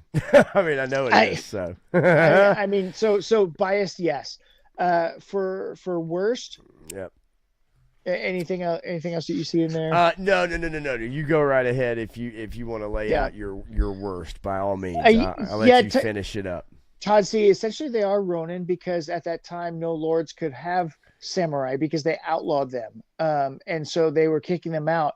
And that's actually how this whole thing started, is that the main character gets kicked out of the house that he has served loyally his entire life. And for probably generations, they have served this lord, and the lord kicks him out because they're moving to modern times. And so he is Ronin, but he's got a family that he has to support. And, you know, people are dying of cholera and his family's affected by the cholera epidemic, and he needs money to treat them. And so he goes to see, hey, they're offering a lot of money to do this competition thing. What is this competition thing? And then he gets drawn into something he wasn't fully prepared for. And it's really interesting. Just Nice. go check it out. Now for worst TV series, number 3, The Last of Us season 2 came out this year. Oh yeah, that was. Oh God. Now, if you play the video I game, tried to put it out of my mind. exactly. And if you play the video game, you knew it was coming, but there were a whole lot of people that didn't know it was coming. And when it came, they were like, what the fuck is this shit? And we're like, yeah, we tried to warn you. There's also some other crap in there, like There's like the, you know, but the second video game had that crap. it didn't have the part where what's her name? Freaking Bella Ramsey beats up a guy who's 3 times her size somehow. Well, but that shit was stupid. But that character was different in the video game. I don't care. Like, not in the show. That was embarrassing. Watching a troll. Oh yeah, I'm gonna be a dad scene. No, that show drove off the freaking cliff, exploded, and then rolled off another cliff and disintegrated. It was that bad. Just freaking brutal, man. Absolutely brutal. Yeah, right. And 2 shows could be worse. Well, let's find out. Number 2. Now, you can take this for whatever you want. Alien Earth was a pile of steaming shit. Okay. Again, this is personal, right? I love the Alien franchise, okay? And I like many of the movies, okay? And Alien Romulus, I even tolerated it and said I gave it a 7 out of 10, right? I was generous and I gave that movie a 7 out of 10, right? I love Alien and Aliens. They are the peak for me, but there's things I can appreciate in all other aspects of the Alien franchise, except this fucking TV show. Because this fucking TV show is so bad, it breaks all the lore. It's horrible acting, terrible writing. The entire premise is fucked up, and it doesn't make any sense whatsoever. And so I just cannot stand Alien Earth, and I can't fucking believe that they're making a season 2. How the fuck are they making a season 2 out of this bullshit? It's not gonna happen. There's no way. It's not gonna happen. There's no way. I mean, they blew their entire lore, right? The whole premise of the Alien franchise was, if one of those fucking things makes it to Earth, we're fucking doomed, right? If one of those things, right? And they're fucking genetically modifying all this other bullshit. Then you have this other, tentacle-faced, multi-eyed alien that's coming in and manipulating people and controlling them, but it's the good guy. Right, it's actually the good guy alien that's destroying people's lives and taking over their brains and sucking on them like one of those jellies, head suckers from Futurama or whatever. Right? Yes. I mean, come on. Terribly stupid. Yes. It so was. Yeah, fucking dumb. Bad. Okay. Bad show. Yep. All right. I agree. 100%. So, can you guess where I'm going to go with number 1?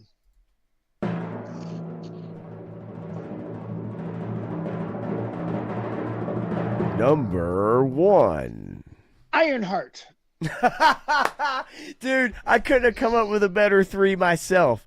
I mean, literally, you're there. It's like I watched them too.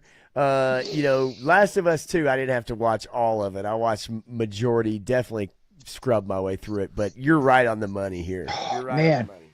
I mean, talk about one of the worst shows ever created that completely goes against its own fucking premise. Okay, when this person had the opportunity to make millions of dollars and get massive contracts, she chooses crime over making millions of dollars, affecting her community and affecting her family and everybody around her in a positive direction by moving forward and doing things the right way. She fucks it all up because crime, motherfucker, it's the way to go. And so she goes up and she does all this shit that doesn't make any fucking sense whatsoever. It is written so poorly, acted so poorly, and was dismissed so quickly because everybody's like, oh, this is a piece of shit. We got to get rid of this fucking thing because it defies all fucking logic. And she is a fucking criminal.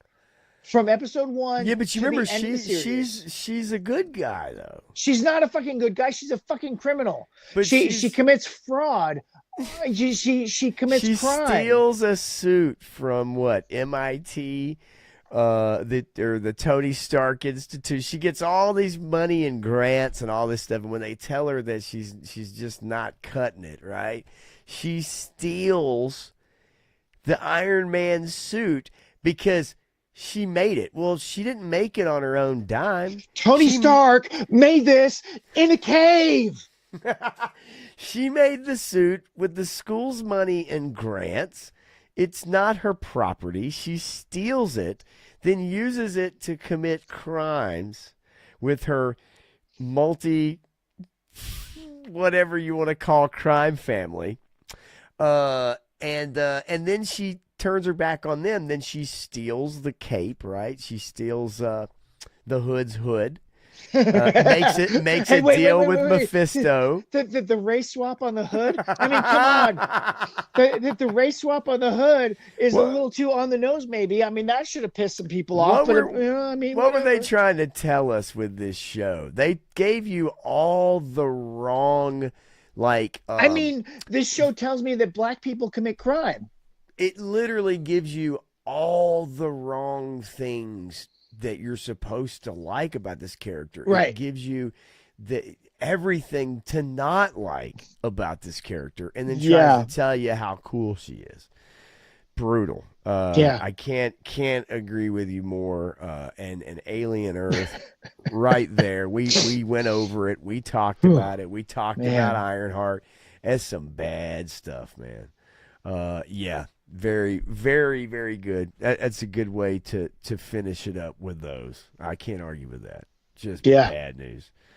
Can't wait to see her in Doomsday Graph. Yeah, we shall see. Maybe she'll get wiped out. No, it's all the older characters that are going to get wiped out. Yeah. So, shoot, man. I salute you on that, buddy. So I don't know, man. That's about all I got. What about you, brother? That's it, man. Lovely. Well, as we look forward to 2026, we said it before, but we do have some possibly good stuff coming out this year, and hopefully we'll see. I am most looking forward to Werewolf coming out in December. That's my most anticipated, but I mean, we've got Mortal Kombat, we've got Street Fighter. Yeah, we got a lot of stuff. We actually have a bunch of stuff coming out this summer that could be a whole lot of fun, and I am excited that we're going to recover from this malaise that happened this year. I don't know if it's going to be enough to save enough theaters. I still think that half the theaters are going to shut down this year because they just can't survive on this. The lackluster stuff that's being produced. You mean Mandalorian and Grogu isn't going to save the theaters? Yeah, no, I don't think so. Well, we do have a Star Wars film that'll be hitting theaters. You do have some Marvel coming out. There's some heavy hitting IP that are coming out this year.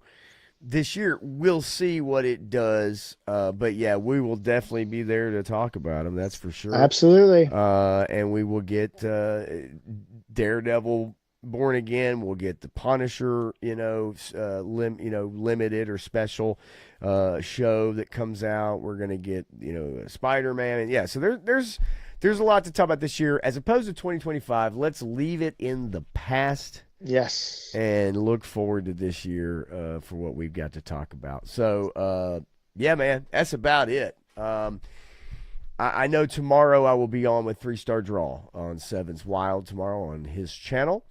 And that's at 9 Eastern, 8 Central. So we'll be doing that show. It's G.I. Joe characters and their New Year's resolutions. Ooh. Yeah, so going to be goofy.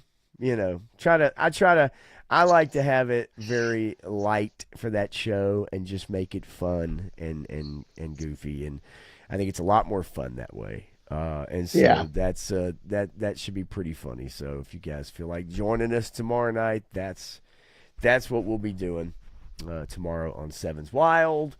Matthew, anything new coming up for you, buddy? Just photos every day. Okay. Same old. Punk's Pit on Friday, I believe. Oh And yeah. I may have some control there if Lawrence has to deal with post-surgical Roman. Right. So Okay. we hope for the best for Roman on all that stuff. Well, I'll probably see you then. I don't have my son this Friday, so it'd be a lot easier for me to jump in and hang out for a little bit then. So yeah, all right. Well, look, thanks y'all. Really appreciate you hanging in there, and we will catch you guys next week for sure. And yeah, that's about it for Matthew. I'm Pop Blender, and it's been the Evening Blend, and we'll see you in 7 days.